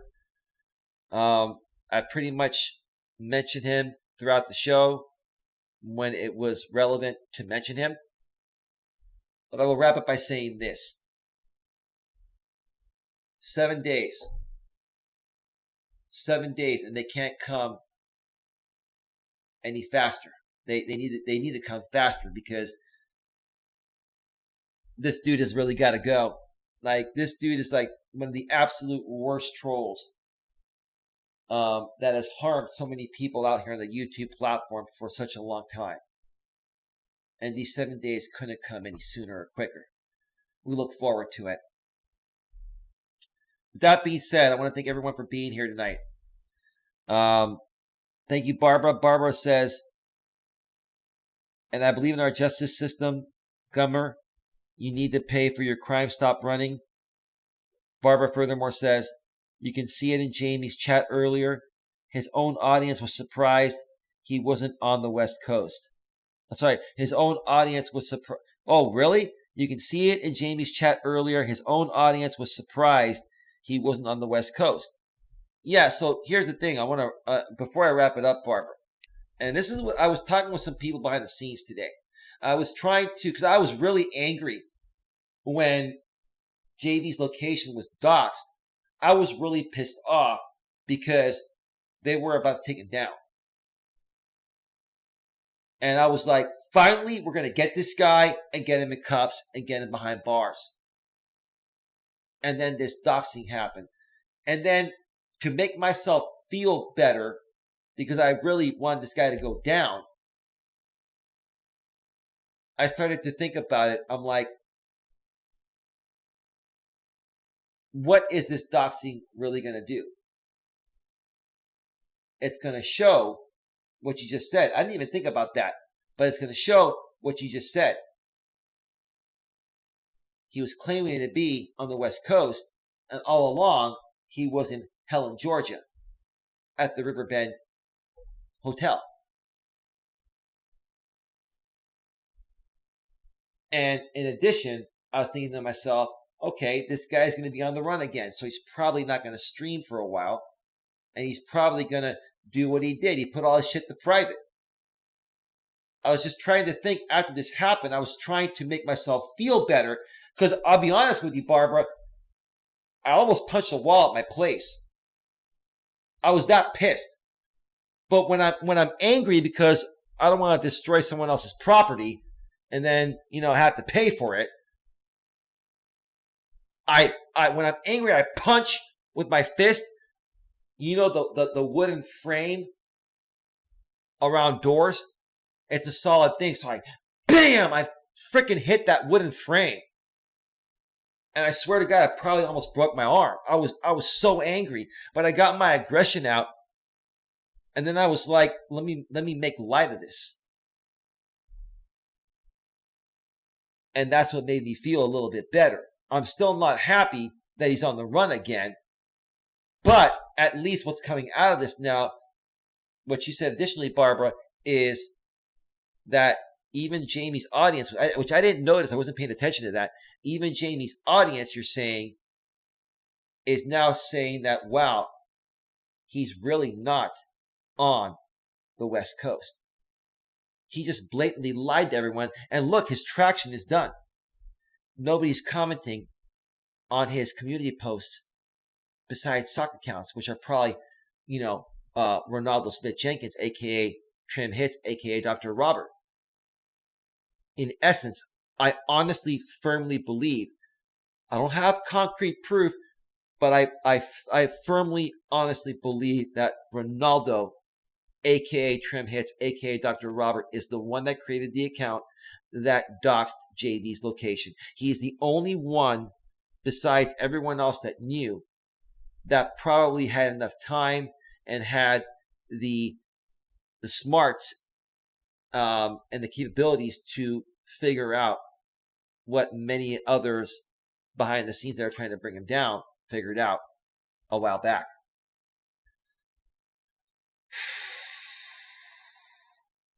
Three hours and 34 minutes. I've really got to wrap this up. I'm tired.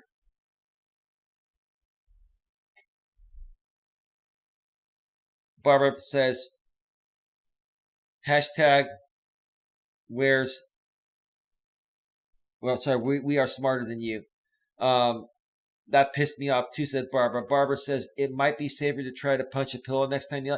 Barbara, listen, when I'm angry, Barbara, number one, I've never beat up anyone, and I've never hit a woman or anything.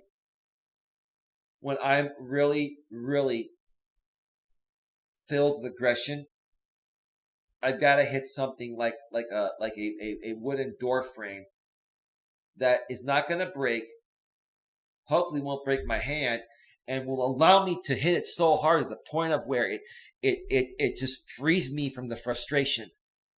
A pillow's not going to do shit, Barbara. I was angry. I was angry, Barbara. I was really, really pissed off.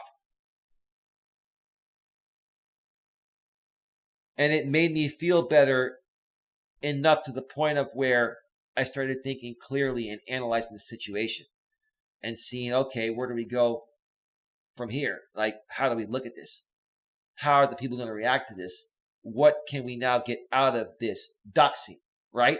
That's how I look at things. Anyway, one more thing Barbara says, he has always been a habitual liar. That's his MO. Well, Barbara and everyone else, I'm going to thank you all for being here tonight. I'm going to wrap this up, get on out of here. I'll be back tomorrow for, I'm hoping I can now do 2 streams. I'm up later than I wanted to be, but this had to be done. It ended up being a 3.5 hour stream, 3 hours and 36 minutes. Hope you all enjoyed it and you learned something here and you're up to date with what's going on. Have a good one. See you all later.